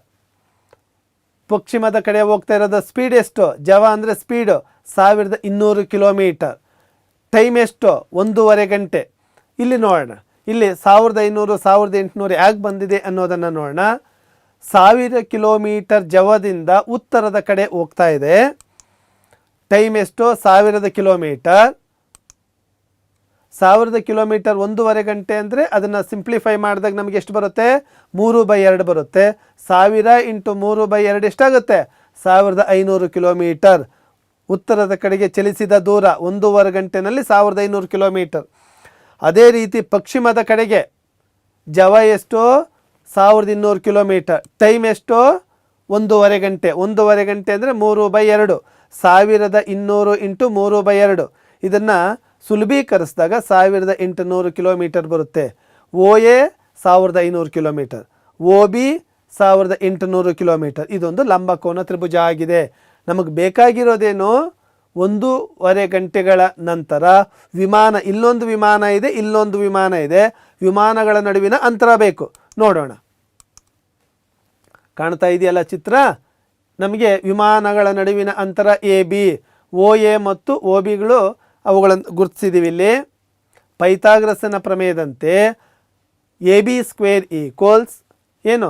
A O square plus B O square. A B square ನಾವು ಕಂಡುಹಿಡಿಬೇಕು. ಎ ಒ ಎಷ್ಟು? 1500 ಸ್ಕ್ವೇರ್. ಬಿ ಒ ಎಷ್ಟು? 1800 square. A B square equals 1500 square ಅಂದರೆ 22,50,000 ಮೀಟರ್ ಕಿಲೋಮೀಟರ್. 22,50,000 ಕಿಲೋಮೀಟರ್. ಇಲ್ಲೆಷ್ಟಿದೆ? 32,40,000 ಕಿಲೋಮೀಟರ್ ಆಗುತ್ತೆ. ಇದನ್ನೆರಡನ್ನು ಕೂಡಿದ್ರೆ A B square equals 54,90,000 kilometre ಆಗುತ್ತೆ. ಇದನ್ನು ನಾವು ಸಿಂಪ್ಲಿಫೈ ಮಾಡಿದ್ರೆ ಎ ಬಿ ಈಕ್ವಲ್ಸ್ ವರ್ಗಮೂಲ 54,90,000 ಕಿಲೋಮೀಟರ್ ಬರುತ್ತೆ. ಎ ಬಿ ಈಕ್ವಲ್ಸ್ ವರ್ಗಮೂಲ 54,90,000 ಕಿಲೋಮೀಟರ್ ಬರುತ್ತೆ. ನಾವು ಅದನ್ನು ಸುಲಭೀಕರಿಸಿದಾಗ ಎ ಬಿ ಈಕ್ವಲ್ಸ್ 300 ವರ್ಗಮೂಲ 61 ಕಿಲೋಮೀಟರ್ ಆಗುತ್ತೆ. ಅಂದರೆ 1.5 ಗಂಟೆಗಳ ನಂತರ ವಿಮಾನಗಳ ನಡುವಿನ ಅಂತರ 300 ವರ್ಗಮೂಲ 61 ಕಿಲೋಮೀಟರ್. ವಿದ್ಯಾರ್ಥಿಗಳೇ, ಮತ್ತೊಂದು ಲೆಕ್ಕವನ್ನು ನೋಡೋಣ.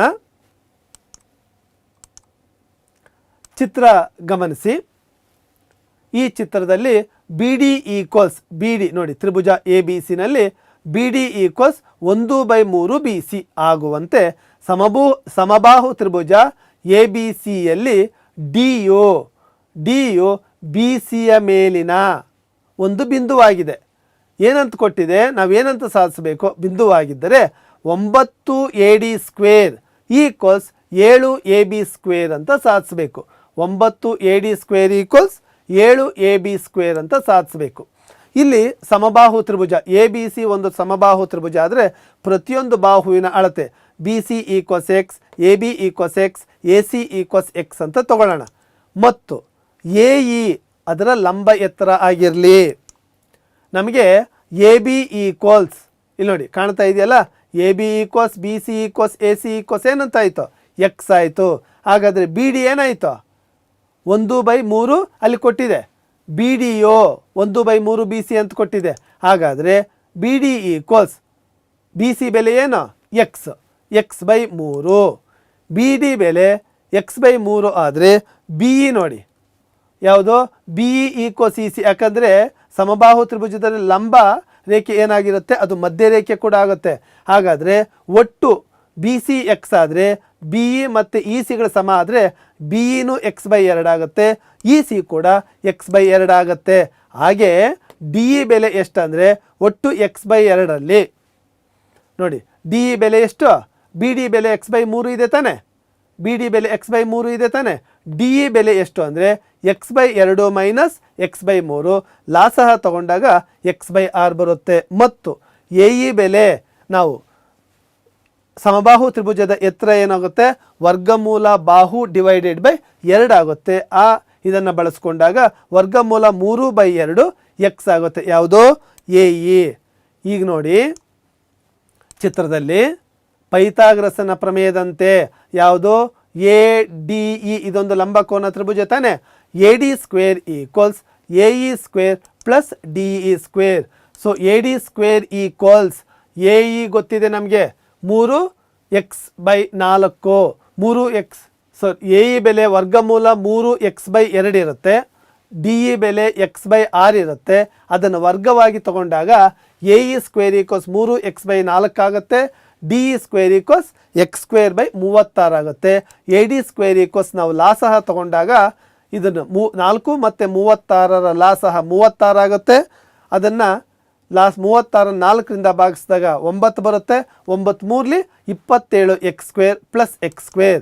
ಸೊ ಹಾಗಾಗಿ A D square equals 27 + 1 28 x². ಈ 36ನ್ನು 9 × 4 ಅಂತ ಬರ್ಕೋತೀವಿ. 9 × 4 ಅಂತ ಬರ್ಕೊಂಡಾಗ 9 ಆ ಕಡೆ ಕಳಿಸಿದ್ರೆ 9 A D square equals 4 1 4 7 28 7 x² ಆಗುತ್ತೆ. 9 A D square equals 7 x². ನಮಗೆ ಎಕ್ಸ್ ಗೊತ್ತಿದೆ, A B B C A C ಎಲ್ಲವೂ ಎಕ್ಸ್ ತಾನೆ. ಆ ಎಕ್ಸ್ ಜಾಗದಲ್ಲಿ ಎ ಬಿ ಬರೆದ್ರೆ 9 A D square equals 7 A B square ಆಗುತ್ತೆ. ನಾವು ಇದನ್ನೇ ಸಾಧಿಸಬೇಕಾಗಿದ್ದು. ವಿದ್ಯಾರ್ಥಿಗಳೇ, ಕೊನೆಯದಾಗಿ ಒಂದು ಲೆಕ್ಕ, ಆ ಲೆಕ್ಕವನ್ನು ಬಿಡಿಸಿ ಈ ದಿನದ ತರಗತಿಯನ್ನು ಮುಕ್ತಾಯಗೊಳಿಸೋಣ. ಏನದು, ಎ ಬಿ ಸಿ ಡಿ ಸಮಾಂತರ ಚತುರ್ಭುಜದ ಎ ಡಿ ಬಾಹುವನ್ನು ವೃದ್ಧಿಸಿದ ಭಾಗದಲ್ಲಿ ಈ ಬಿಂದುವಿದೆ ಮತ್ತು ಬಿ ಇ ಮತ್ತು ಸಿ ಡಿಗಳು ಪರಸ್ಪರ ಎಫ್ ಬಿಂದುವಿನಲ್ಲಿ ಛೇದಿಸಿದರೆ ತ್ರಿಭುಜ ಎ ಬಿ ಇ ಸಮರೂಪ ತ್ರಿಭುಜ ಸಿ ಎಫ್ ಬಿ ಎಂದು ಸಾಧಿಸಿ. ಚಿತ್ರ ಕಾಣ್ತಾ ಇದೆಯಲ್ಲ, ಎ ಬಿ ಸಿ ಡಿ ಒಂದು ಸಮಾಂತರ ಚತುರ್ಭುಜ. ಮತ್ತು ಅಲ್ಲಿ ಏನು ಕೇಳಿದ್ದಾರೆ, ಎ ಡಿ ಬಾಹುವನ್ನು ವೃದ್ಧಿಸಿದಾಗ, ಎ ಡಿಯನ್ನು ವೃದ್ಧಿಸಿದಾಗ ಬಿಂದು ಇ ಇದೆ. ಮತ್ತು ಅದೇ ರೀತಿ ಯಾವುದು ಬಿ ಎಫ್ ಅನ್ನು ವೃದ್ಧಿಸಿದಾಗ, ಬಿ ಇ ಅನ್ನು ವೃದ್ಧಿಸಿದಾಗ ಇಲ್ಲಿ ಕಾಣ್ತಾ ಇದೆಯಲ್ಲ ನಿಮಗೆ, ಬಿ ಎಫ್ ಅನ್ನು ಇದನ್ನು ವೃದ್ಧಿಸಿದಾಗ ಇದು ಹೋಗಿ ಇಲ್ಲಿ ಸೇರಿಕೊಳ್ಳುತ್ತೆ. ಸೊ ಈಗ ಉತ್ತರ ನೋಡೋಣ. ಎ ಬಿ ಸಿ ಡಿ ಸಮಾಂತರ ಚತುರ್ಭುಜ ಆದರೆ ಕೋನ ಎ ಮತ್ತು ಕೋನ ಸಿ ಸಮಾಂತರ ಚತುರ್ಭುಜದ ಅಭಿಮುಖ ಕೋನಗಳು ಅವು ಪರಸ್ಪರ ಸಮವಾಗಿರುತ್ತೆ. ಅದೇ ರೀತಿ ನೋಡಿ, ಎ ಇ ಎ ಡಿ ಸಮಾಂತರ, ಹಾಗೆ ಎ ಇ ಮತ್ತು ಬಿ ಸಿನೂ ಸಮಾಂತರ ಆಗಿರುತ್ತೆ. ಈ ಎರಡೂ ರೇಖೆಗಳು ಸಮಾಂತರ ಆಗಿರೋದ್ರಿಂದ ಈ ಕೋನ ಈ ಕೋನಕ್ಕೆ ಸಮ, ಇವು ಪರ್ಯಾಯ ಕೋನಗಳಾಗಿರುತ್ತೆ. ಈಗ ನೋಡೋಣ, ಉತ್ತರ ನೋಡೋಣ. ತ್ರಿಭುಜ ನಾವೇನಂತ ಯಾವ್ಯಾವ್ದು ತಗೋಬೇಕು, ತ್ರಿಭುಜ ಎ ಬಿ ಇ ಮತ್ತು ತ್ರಿಭುಜ ಸಿ ಎಫ್ ಬಿ, ಈ ಎರಡೂ ತ್ರಿಭುಜಗಳಲ್ಲಿ ನೋಡಿ ಕೋನ ಬಿ ಎ ಇ ಈ ಕೋನ ಮತ್ತು ಈ ತ್ರಿಭುಜದಲ್ಲಿ ಯಾವುದು ಸಿ ಎಫ್ ಬಿ ತ್ರಿಭುಜದಲ್ಲಿ ಕೋನ ಎಫ್ ಸಿ ಬಿ ಇವೆರಡೂ ಕೋನಗಳ ಸಮಾಂತರ ಚತುರ್ಭುಜದ ಅಭಿಮುಖ ಕೋನಗಳು ಅಥವಾ ವಿರುದ್ಧ ಕೋನಗಳು ಪರಸ್ಪರ ಸಮವಾಗಿರುತ್ತವೆ. ಹಾಗೆ ತ್ರಿಭುಜ ಯಾವುದೋ ತ್ರಿಭುಜ ಎ ಬಿ ಇನಲ್ಲಿ ಕೋನ ಎ ಇ ಬಿ ಈ ಕೋನ ಮತ್ತು ತ್ರಿಭುಜ ಸಿ ಎಫ್ ಬಿನಲ್ಲಿ ಯಾವ ಕೋನ ಸಿ ಬಿ ಎಫ್ ಇವೆರಡೂ ಕೋನ ಸಮ ಆಯಿತು. ಇವೆರಡೂ ಕೋನ ಸಮ ಆದರೆ ನಮಗೇನಾಯಿತು, ಎರಡು ತ್ರಿಭುಜಗಳಲ್ಲಿ ಎರಡು ಜೊತೆಯ ಅನುರೂಪ ಕೋನಗಳು ಪರಸ್ಪರ ಸಮವಾದರೆ ಅವು ಎಂಥ ತ್ರಿಭುಜಗಳಾಗ್ತವೆ, ಸಮರೂಪ ತ್ರಿಭುಜಗಳಾಗ್ತವೆ. ಯಾವ ಆಧಾರದ ಮೇಲೆ, ಕೋನ ನಿರ್ಧಾರಕ ಗುಣದ ಆಧಾರದ ಮೇಲೆ. ನಾವೇನಂತ ಸಾಧಿಸಬೇಕಾಗಿತ್ತು, ತ್ರಿಭುಜ ಎ ಬಿ ಇ ಸಮರೂಪ ತ್ರಿಭುಜ ಸಿ ಎಫ್ ಬಿ, ಅದನ್ನು ಸಾಧಿಸಿದ್ದೀವಿ. ವಿದ್ಯಾರ್ಥಿಗಳೇ, ತ್ರಿಭುಜ ಘಟಕಕ್ಕೆ ಸಂಬಂಧಿಸಿದಂತೆ ಪ್ರಮುಖವಾದ ಪ್ರಮೇಯಗಳನ್ನು ನಾವು ಈಗಾಗಲೇ ಯಾವ ರೀತಿ ಸಾಧಿಸಬೇಕು, ಹಂತವಾಗಿ ಯಾವ ರೀತಿ ಪ್ರಮೇಯವನ್ನು ಬರೀಬೇಕು ಅನ್ನೋದನ್ನು ಚರ್ಚೆ ಮಾಡಿದ್ದೀವಿ. ತದನಂತರ ಪ್ರಮೇಯಗಳ ಆಧಾರದ ಮೇಲೆ ಯಾವ ರೀತಿ ಲೆಕ್ಕಗಳನ್ನು ಬಿಡಿಸಬೇಕು ಅನ್ನೋದ್ರ ಬಗ್ಗೆ ಕೆಲವು ಸಮಸ್ಯೆಗಳನ್ನು ತೆಗೆದುಕೊಂಡು ನಾವು ಚರ್ಚೆ ಮಾಡಿದ್ದೀವಿ. ಇದೇ ಥರ ಉಳಿದಂತಹ ಸಮಸ್ಯೆಗಳು ಪಠ್ಯಪುಸ್ತಕದಲ್ಲಿ ಅಭ್ಯಾಸದಲ್ಲಿದೆ. ಆ ಲೆಕ್ಕಗಳನ್ನು ಕೂಡ ನೀವು ಇದೇ ರೀತಿ ಚರ್ಚೆ ಮಾಡಿ ಇದೇ ರೀತಿ ನೀವು ಅಭ್ಯಾಸ ಮಾಡಿದ್ದೇ ಆದರೆ ಈ ಘಟಕಕ್ಕೆ ಸಂಬಂಧಪಟ್ಟಂಥ ಎಲ್ಲ ಪರಿಕಲ್ಪನೆಗಳು ಮತ್ತು ಎಲ್ಲ ಲೆಕ್ಕಗಳನ್ನು ನೀವು ಸುಲಭವಾಗಿ ಬಿಡಿಸಬಹುದು.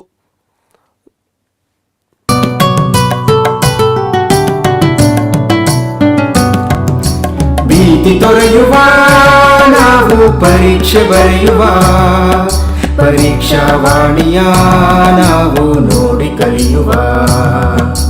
ಖಾಲಿ ಜಾಗ ಭರ್ತಿ ಮಾಡಿ ಹೊಂದಿಸಿ ಬರೆದು ಲೆಕ್ಕ ಮಾಡಿ ಚಿತ್ರ ಬರೆದು ಭಾಗವ ಹೆಸರಿಸಿ ಎಲ್ಲ ಪ್ರಶ್ನೆಗೂ ಉತ್ತರಿಸಿ. ಪಾಸು ಫೇಲು ಗೆಲುವು ಸೋಲು ಜೀವನ ಎಲ್ಲಕ್ಕಿಂತ ಮಿಗಿಲು. ಅಂಕಗಳೆಂದರೆ ಮೇಲಿನ ತೊಗಟೆ, ವಿದ್ಯೆ ಅದರ ಒಳಗಿನ ತಿರುಳು. ಭೀತಿ ತೊರೆಯುವ ನಾವು ಪರೀಕ್ಷೆ ಬರೆಯುವ ಪರೀಕ್ಷಾವಾಣಿಯ ನಾವು ನೋಡಿ ಕಲಿಯುವ. ಪರೀಕ್ಷಾವಾಣಿಯ ನಾವು ನೋಡಿ ಕಲಿಯುವ. ಪರೀಕ್ಷಾವಾಣಿಯ ನಾವು ನೋಡಿ ಕಲಿಯುವ. ಪರೀಕ್ಷಾವಾಣಿ.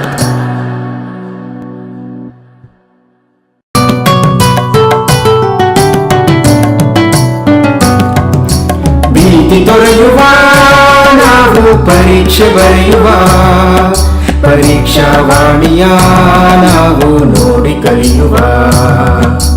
ಖಾಲಿ ಜಾಗ ಭರ್ತಿ ಮಾಡಿ ಹೊಂದಿಸಿ ಬರೆದು ಲೆಕ್ಕ ಮಾಡಿ ಚಿತ್ರ ಬರೆದು ಭಾಗವ ಹೆಸರಿಸಿ ಎಲ್ಲ ಪ್ರಶ್ನೆಗೂ ಉತ್ತರಿಸಿ. ಪಾಸು ಫೇಲು ಗೆಲುವು ಸೋಲು ಜೀವನ ಎಲ್ಲಕ್ಕಿಂತ ಮಿಗಿಲು. ಅಂಕಗಳೆಂದರೆ ಮೇಲಿನ ತೊಗಟೆ, ವಿದ್ಯೆ ಅದರ ಒಳಗಿನ ತಿರುಳು. ಭೀತಿ ತೊರೆಯುವ ನಾವು ಪರೀಕ್ಷೆ ಬರೆಯುವ ಪರೀಕ್ಷಾವಾಣಿಯ ನಾವು ನೋಡಿ ಕಲಿಯುವ. ಪರೀಕ್ಷಾವಾಣಿಯ ನಾವು ನೋಡಿ ಕಲಿಯುವ. ಪರೀಕ್ಷಾವಾಣಿಯ ನಾವು ನೋಡಿ ಕಲಿಯುವ. ಪರೀಕ್ಷಾವಾಣಿ. ಪ್ರಿಯ ವಿದ್ಯಾರ್ಥಿ ಮಿತ್ರರೇ, ಕರುಣಾಳು ಬಾ ಬೆಳಕೆ ಮಸುಕಿದಿ ಮಬ್ಬಿನಲ್ಲಿ ಕೈ ಹಿಡಿದು ನಡೆಸೆನ್ನನು ಎಂಬುದು ಕವಿವಾಣಿ. ಸೂರ್ಯನಿಲ್ಲದ ರಾತ್ರಿಯಲ್ಲಿ ನಮ್ಮನ್ನು ಬೆಳಕಿನೆಡೆಗೆ ಕೊಂಡೊಯ್ಯಲಿಕ್ಕೆ ಸಹಾಯ ಮಾಡುವಂಥದ್ದು ವಿದ್ಯುತ್ ಶಕ್ತಿ. ಈ ವಿದ್ಯುತ್ ಶಕ್ತಿ ಬಗ್ಗೆ ಸಾಕಷ್ಟು ನೀವು ವಿಚಾರಗಳನ್ನ ತರಗತಿ ಸನ್ನಿವೇಶದಲ್ಲಿ ಕಲ್ತ್ಕೊಂಡಿದ್ದೀರಿ. ಆ ವಿಚಾರಗಳನ್ನ ಈ ದಿನ ತರಗತಿಯಲ್ಲಿ ನಾವು ಪುನರ್ಮನನ ಮಾಡಿಕೊಳ್ಳೋಣ. ವಿದ್ಯುತ್ ಶಕ್ತಿಯ ಒಂದು ಆಕಾರ. ಈ ವಿದ್ಯುತ್ ಶಕ್ತಿ ಅಧ್ಯಾಯದಲ್ಲಿ ನಾವು ತಿಳ್ಕೊಳ್ಬೇಕಾಗಿರುವಂತಹ ಪ್ರಮುಖ ಅಂಶಗಳು ಯಾವ್ಯಾವು ಅನ್ನೋದನ್ನು ನೋಡೋಣ.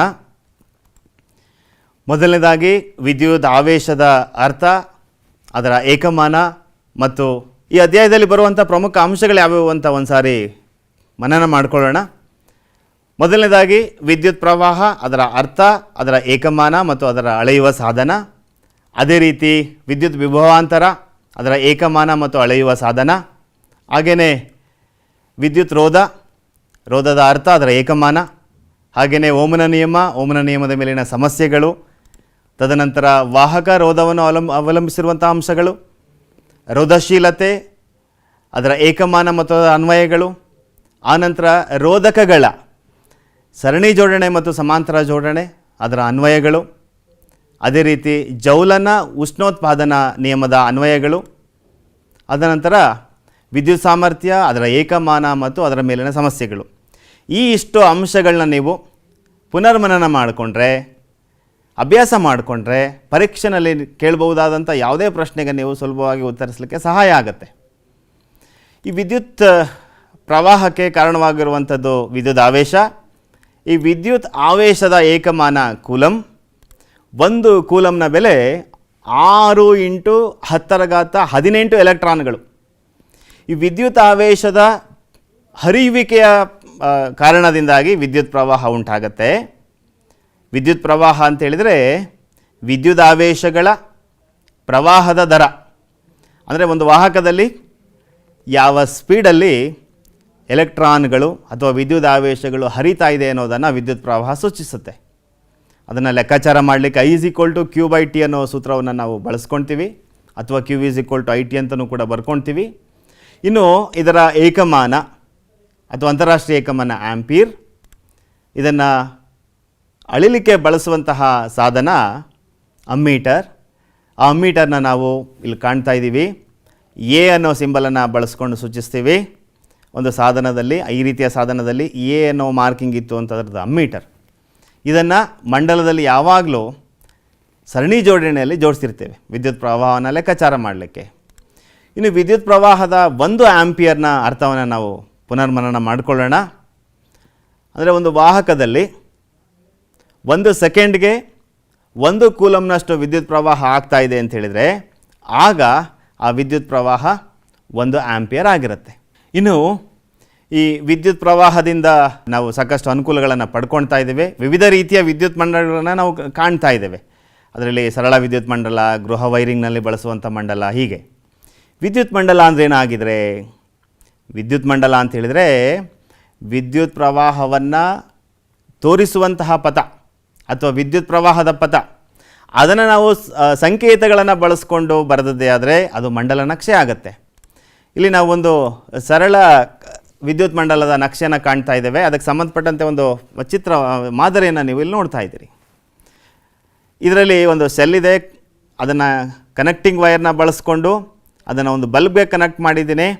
ವಿದ್ಯುತ್ ಮಂಡಲವನ್ನು ನಾನು ಈ ಥರ ಸಂಪರ್ಕಕ್ಕೆ ಗೊಳಿಸಿದಾಗ ಅಲ್ಲಿ ಬಲ್ಬ್ ಉರಿಯೋದು ನಿಮಗೆ ಗ್ಲೋ ಆಗೋದು ಕಾಣಿಸುತ್ತೆ.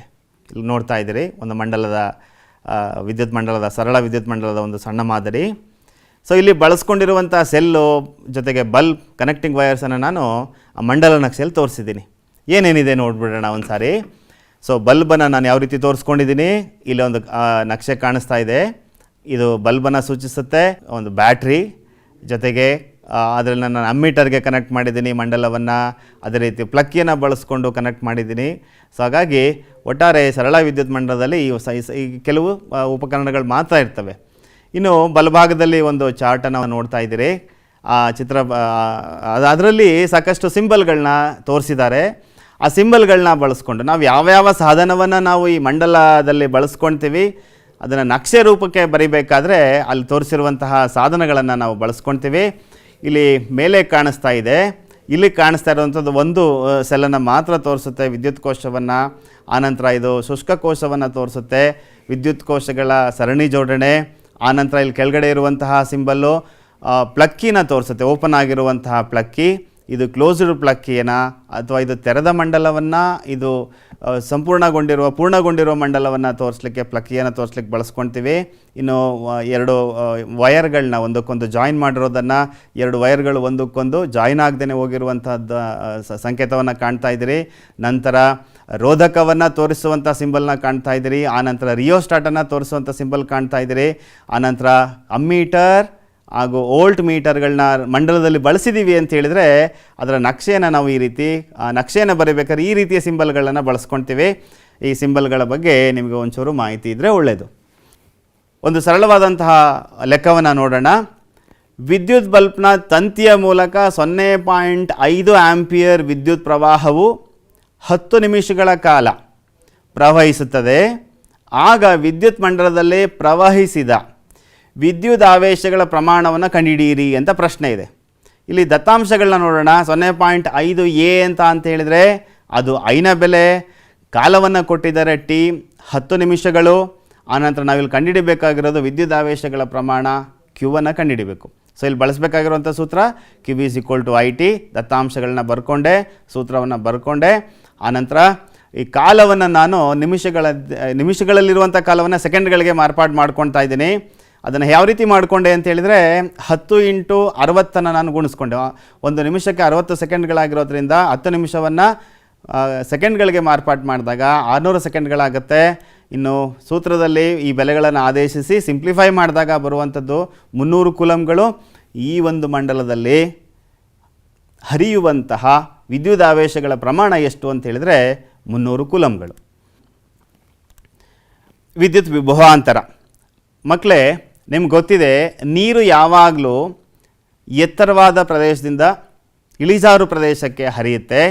ಅದೇ ರೀತಿ ಉಷ್ಣ ಹೆಚ್ಚಿನ ತಾಪದಿಂದ ಕಡಿಮೆ ತಾಪಕ್ಕೆ ಹರಿಯುತ್ತೆ. ಹಾಗೆಯೇ ಈ ವಿದ್ಯುತ್ ಆವೇಶಗಳು ಕೂಡ ತಮಗೆ ತಾವೇ ಒಂದು ವಾಹಕದಲ್ಲಿ ತಮಗೆ ತಾವೇ ಹರಿಯಲ್ಲ. ಆ ವಿದ್ಯುದಾವೇಶಗಳು ಹರಿಬೇಕು ಅಂತ ಹೇಳಿದರೆ ಇಲ್ಲಿಯೂ ಕೂಡ ಹೇಗೆ ಎತ್ತರವಾದ ಪ್ರದೇಶ ಮತ್ತು ಕೆಳ ಪ್ರದೇಶ ಅಂತ ಕರಿತೀವೋ ಅದೇ ರೀತಿ ಇಲ್ಲಿ ಎರಡು ವಾಹಕದ ಎರಡು ತುದಿಗಳ ನಡುವಿನ ವಿಭವಾಂತರ ವ್ಯತ್ಯಾಸ ಇದ್ದಾಗ ಮಾತ್ರ ಎಲೆಕ್ಟ್ರಾನುಗಳ ಹರಿಯುವಿಕೆ ಸಾಧ್ಯ ಆಗೋದು. ಅದನ್ನು ನಾವು ಶೆಲ್ಗಳಲ್ಲಿ ಮತ್ತು ಬ್ಯಾಟ್ರಿಗಳಲ್ಲಿ ಕಾಣ್ತೇವೆ. ಇಲ್ಲಿ ನೋಡ್ತಾ ಇದ್ದೀರಿ, ಒಂದು ಬ್ಯಾಟ್ರಿಯನ್ನು ತೋರಿಸ್ತಾ ಇದ್ದೀನಿ ನಿಮಗೆ. ಇಲ್ಲಿ ಧನಾಗ್ರ ಮತ್ತು ಋಣಾಗ್ರ ಇದೆ. ಈ ಎರಡು ಆಗ್ರಗಳ ನಡುವೆ ವಿದ್ಯುತ್ ವಿಭವಾಂತರ ಇದ್ದಾಗ ಮಾತ್ರ ಈ ಶೆಲ್ಲಲ್ಲಿ ವಿದ್ಯುತ್ ಪ್ರವಾಹ ಉಂಟಾಗ್ಲಿಕ್ಕೆ ಸಾಧ್ಯ. ಇದನ್ನು ಅರ್ಥ ಮಾಡ್ಕೊಳ್ಳೋದಕ್ಕೆ ಮುಂಚಿತವಾಗಿ ಅದರ ಅರ್ಥವನ್ನು ತಿಳ್ಕೊಂಬಿಡೋಣ. ವಿದ್ಯುತ್ ಪ್ರವಾಹವಿರುವ ಮಂಡಲದಲ್ಲಿ ಒಂದು ಏಕಮಾನ ವಿದ್ಯುತ್ ಆವೇಶವನ್ನು ಒಂದು ಬಿಂದುವಿನಿಂದ ಇನ್ನೊಂದು ಬಿಂದುವಿಗೆ ತರಲು ಮಾಡಬೇಕಾದಂತಹ ಕೆಲಸ. ಅಂದರೆ ಒಂದು ವಾಹಕದಲ್ಲಿ ಒಂದು ಬಿಂದುವಿನಿಂದ ಮತ್ತೊಂದು ಬಿಂದುವಿಗೆ ಏಕಮಾನ ವಿದ್ಯುದಾವೇಶಗಳನ್ನು ತೆಗೆದುಕೊಂಡು ಬರಲಿಕ್ಕೆ ಮಾಡಬೇಕಾದಂಥ ಕೆಲಸವನ್ನು ವಿದ್ಯುತ್ ವಿಭವಾಂತರ ಅಂತ ಕರಿತೀವಿ. ಅದನ್ನು V = W/Q ಅನ್ನೋ ಸೂತ್ರವನ್ನು ಬಳಸ್ಕೊಂಡು ಕಂಡುಹಿಡಿತೀವಿ. ರೋಧವನ್ನು ಕಂಡುಹಿಡಲಿಕ್ಕೆ ಬಳಸ್ಕೊಳ್ತೀವಿ ಈ ಸೂತ್ರವನ್ನು. ಅದೇ ರೀತಿ ಇಲ್ಲಿ ಕೆಲವು ಲೆಕ್ಕಾಚಾರಗಳನ್ನ ಮಾಡಲಿಕ್ಕೂ ಕೂಡ ನಾವು ಬಳಸ್ಕೊಳ್ತೀವಿ. ಇಲ್ಲಿ R ಅನ್ನುವಂಥದ್ದು ರೋಧ. ನಿಮಗೆ ಹೊಸ ಪದದ ಪರಿಚಯ ಆಯಿತು, ರೋಧ ಅಂತ.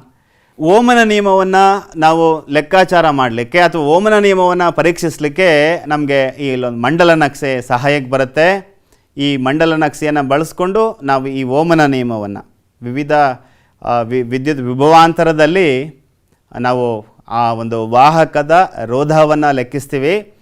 ಈ ಮಂಡಲದಲ್ಲಿ ನಾವು ಯಾವ್ಯಾವ ಉಪಕರಣಗಳನ್ನು ಬಳಸಿದ್ದೀವಿ ಅಂತ ನಿಮ್ಗೆ ಆಲ್ರೆಡಿ ಗೊತ್ತಾಗ್ತಿದೆ. ಒಂದು ಬ್ಯಾಟ್ರಿಯನ್ನು ಯೂಸ್ ಮಾಡ್ಕೊಂಡಿದ್ದೀವಿ, ಒಂದು ರೋಧಕವನ್ನು ಬಳಸ್ಕೊಂಡಿದ್ದೀವಿ, ಅದಕ್ಕೆ ಸಮಾಂತರವಾಗಿ ನಾವು ವೋಲ್ಟ್ ಮೀಟರ್ನ ಬಳಸ್ಕೊಂಡಿದ್ದೀವಿ. ಅದೇ ರೀತಿ ಮಂಡಲದ ಸರಣಿ ಕ್ರಮದಲ್ಲಿ ಅಮ್ಮೀಟರ್ ಇದೆ, ಪ್ಲಕ್ಕಿ ಇದೆ, ಒಂದು ವ್ಯವಸ್ಥೆಯನ್ನು ನೀವು ಕಾಣ್ತಾ ಇದ್ದೀರಿ. ಇದು ನಮಗೆ ಓಮನ ನಿಯಮವನ್ನು ಅರ್ಥ ಮಾಡ್ಕೊಳ್ಳಿಕ್ಕೆ ಸಹಾಯಕ್ಕೆ ಬರುತ್ತೆ. ಓಮನ ನಿಯಮವನ್ನು ಅಭ್ಯಾಸ ಮಾಡಬೇಕಾದ್ರೆ ನಮಗೆ ಹೊಸ ಪದದ ಪರಿಚಯ ಆಯಿತು, ಅದೇ ವಿದ್ಯುತ್ ರೋಧ. ಏನು ವಿದ್ಯುತ್ ರೋಧ ಅಂದರೆ, ನಾನು ಆಗಲೇ ನಿಮಗೆ ಒಂದು ವಾಹಕವನ್ನು ತೋರಿಸಿದೆ. ಇದೇನು ಅಂತ ಹೇಳಿದರೆ ಒಂದು ಕಾಪರ್ ವಯರ್, ತಾಮ್ರದ ತಂತಿ. ಇದರ ಮೂಲಕ ವಿದ್ಯುತ್ ಪ್ರವಾಹ ಉಂಟಾಗುತ್ತೆ. ವಾಹಕ ಅಂದ್ರೇ ಅದು ವಿದ್ಯುತ್ ಪ್ರವಾಹವನ್ನು ಅಥವಾ ವಿದ್ಯುತ್ ತನ್ನ ಮೂಲಕ ಹರಿಯಲು ಬಿಡುವಂತಹ ಯಾವುದೇ ವಸ್ತುಗಳನ್ನು ನಾವು ವಾಹಕಗಳು ಅಂತ ಕರಿತೀವಿ. ಅದು ಒಂದು ಗುಣ ಆದರೆ ಮತ್ತೊಂದು ಗುಣ ಇದೆ, ವಿದ್ಯುತ್ ಪ್ರವಾಹಕ್ಕೆ ಅಡ್ಡಿಯನ್ನು ಉಂಟು ಮಾಡುವಂಥದ್ದು. ಅಂದರೆ ವಿದ್ಯುತ್ ರೋಧ ಅಂದರೆ ವಿದ್ಯುತ್ ಪ್ರವಾಹವನ್ನು ವಿರೋಧಿಸುವ ವಾಹಕದ ಒಂದು ಗುಣ. ಈ ರೋಧವನ್ನು ನಾವು ಓಮ್ ಅನ್ನೋ ಅಂತಾರಾಷ್ಟ್ರೀಯ ಏಕಮಾನದಿಂದ ಸೂಚಿಸ್ತೀವಿ. ಅಲ್ಲಿ ಸಿಂಬಲನ್ನು ನೀವು ನೋಡ್ತಾ ಇದ್ದೀರಿ, ರೋಧವನ್ನು ಸೂಚಿಸಲಿಕ್ಕೆ ಬಳಸುವಂಥ ಸಿಂಬಲ್.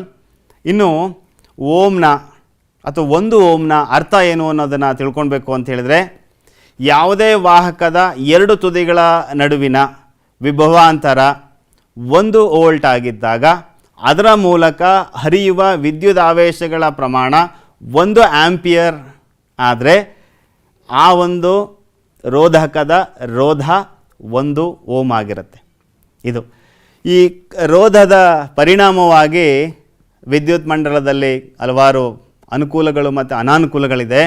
ಪ್ರಮುಖವಾದಂಥ ಅನಾನುಕೂಲ ಅಂತ ಹೇಳಿದರೆ, ಉದ್ದನೆಯ ವೈರನ್ನು ನಾವು ಬಳಸ್ಕೊಳ್ತಾ ಇದ್ದಾಗ ಅಲ್ಲಿ ವಿದ್ಯುತ್ ಲಾಸ್ ಆಗುತ್ತೆ, ವಿದ್ಯುತ್ ನಷ್ಟ ಉಂಟಾಗುತ್ತೆ.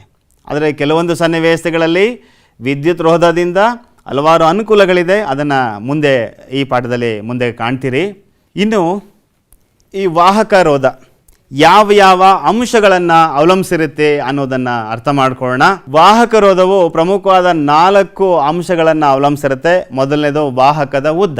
ವಾಹಕದ ಉದ್ದ ಜಾಸ್ತಿ ಆದರೆ ರೋಧವು ಕೂಡ ಜಾಸ್ತಿ ಆಗುತ್ತೆ. ವಾಹಕದ ಉದ್ದ ಕಡಿಮೆ ಆದರೆ ರೋಧ ಕಡಿಮೆ ಆಗುತ್ತೆ. ಎರಡನೇದು ವಾಹಕದ ಅಡ್ಡಕೊಯ್ತ. ವಾಹಕದ ಅಡ್ಡಕೊಯ್ತ ಅಂದರೆ ಏರಿಯಾ ಆಫ್ ಕ್ರಾಸ್ ಸೆಕ್ಷನ್ ಅಥವಾ ಥಿಕ್ನೆಸ್. ವಯರ್ನ ಥಿಕ್ನೆಸ್ ಜಾಸ್ತಿ ಆದರೆ ರೋಧ ಕಡಿಮೆ ಆಗುತ್ತೆ. ವಾಹಕದ ಥಿಕ್ನೆಸ್ ಕಡಿಮೆ ಆಯಿತು ಅಥವಾ ಅದರ ಅಡ್ಡಕೊಯ್ತ ಕಡಿಮೆ ಆಯಿತು ಅಂದರೆ ಅದರ ರೋಧ ಜಾಸ್ತಿ ಆಗುತ್ತೆ. ಹೇಗೆ ಒಂದು ನಿರ್ದಿಷ್ಟ ಪ್ರಮಾಣದ ನೀರನ್ನು ಒಂದು ದಪ್ಪ ಪೈಪು ಮತ್ತು ಒಂದು ಸಣ್ಣ ಪೈಪ್ನಲ್ಲಿ ಹರಿಯಲು ಬಿಟ್ಟಾಗ ಯಾವ ಪೈಪಲ್ಲಿ ಹೆಚ್ಚು ನೀರು ಪ್ರವಾಹ ಆಗುತ್ತೆ? ದಪ್ಪನೆಯ ಪೈಪ್ನಲ್ಲಿ. ಇಲ್ಲಿಯೂ ಕೂಡ ವಾಹಕದ ದಪ್ಪ ಜಾಸ್ತಿ ಆಯಿತು ಅಂತ ಅಂದರೆ ಅದರ ಮೂಲಕ ಹರಿಯುವಂಥ ವಿದ್ಯುತ್ ಪ್ರಮಾಣವೂ ಕೂಡ ಜಾಸ್ತಿ ಆಗುತ್ತೆ. ಮತ್ತು ವಾಹಕ ವಸ್ತುವಿನ ಪ್ರಾಕೃತಿಕ ಗುಣ, ನೇಚರ್ ಆಫ್ ದಿ ಮೆಟೀರಿಯಲ್ ಅಂತ ಕರಿತೀವಿ. ಎಲ್ಲ ವಾಹಕಗಳ ರೋಧ ಒಂದೇ ಇರೋದಿಲ್ಲ. ಬೇರೆ ಬೇರೆ ವಾಹಕ ವಸ್ತುಗಳ ರೋಧ ಬೇರೆ ಬೇರೆ ಇರುತ್ತೆ. ಇಲ್ಲಿ ನಾವು ಉತ್ತಮ ವಾಹಕಗಳು ಅಂತ ನಾವು ಗೊತ್ತು ಮಾಡಬೇಕು ಅಂತ ಹೇಳಿದರೆ ಅದರ ರೋಧ ಕಡಿಮೆ ಇರಬೇಕು. ಪ್ರಮುಖವಾಗಿ ನಾವು ಸಿಲ್ವರ್ನ ಉತ್ತಮ ವಾಹಕ ಅಂತ ಕರಿತೀವಿ, ಕಾರಣ ಅದರ ರೋಧ ಕಡಿಮೆ. ತದನಂತರ ಬರುವಂಥದ್ದು ಕಾಪರ್, ಆನಂತರ ಬರುವಂಥದ್ದು ಗೋಲ್ಡ್, ಆನಂತರ ಬರುವಂಥದ್ದು ಅಲ್ಯೂಮಿನಿಯಂ. ಹೀಗೆ ಅವುಗಳ ರೋಧದ ಆಧಾರದ ಮೇಲೆ ನಾವು ಯಾವುದೇ ಒಂದು ವಸ್ತುವನ್ನು ವಾಹಕಗಳು, ಅರೆವಾಹಕಗಳು ಮತ್ತು ಅವಾಹಕಗಳು ಅಂತ ಗುಂಪು ಮಾಡ್ತೇವೆ.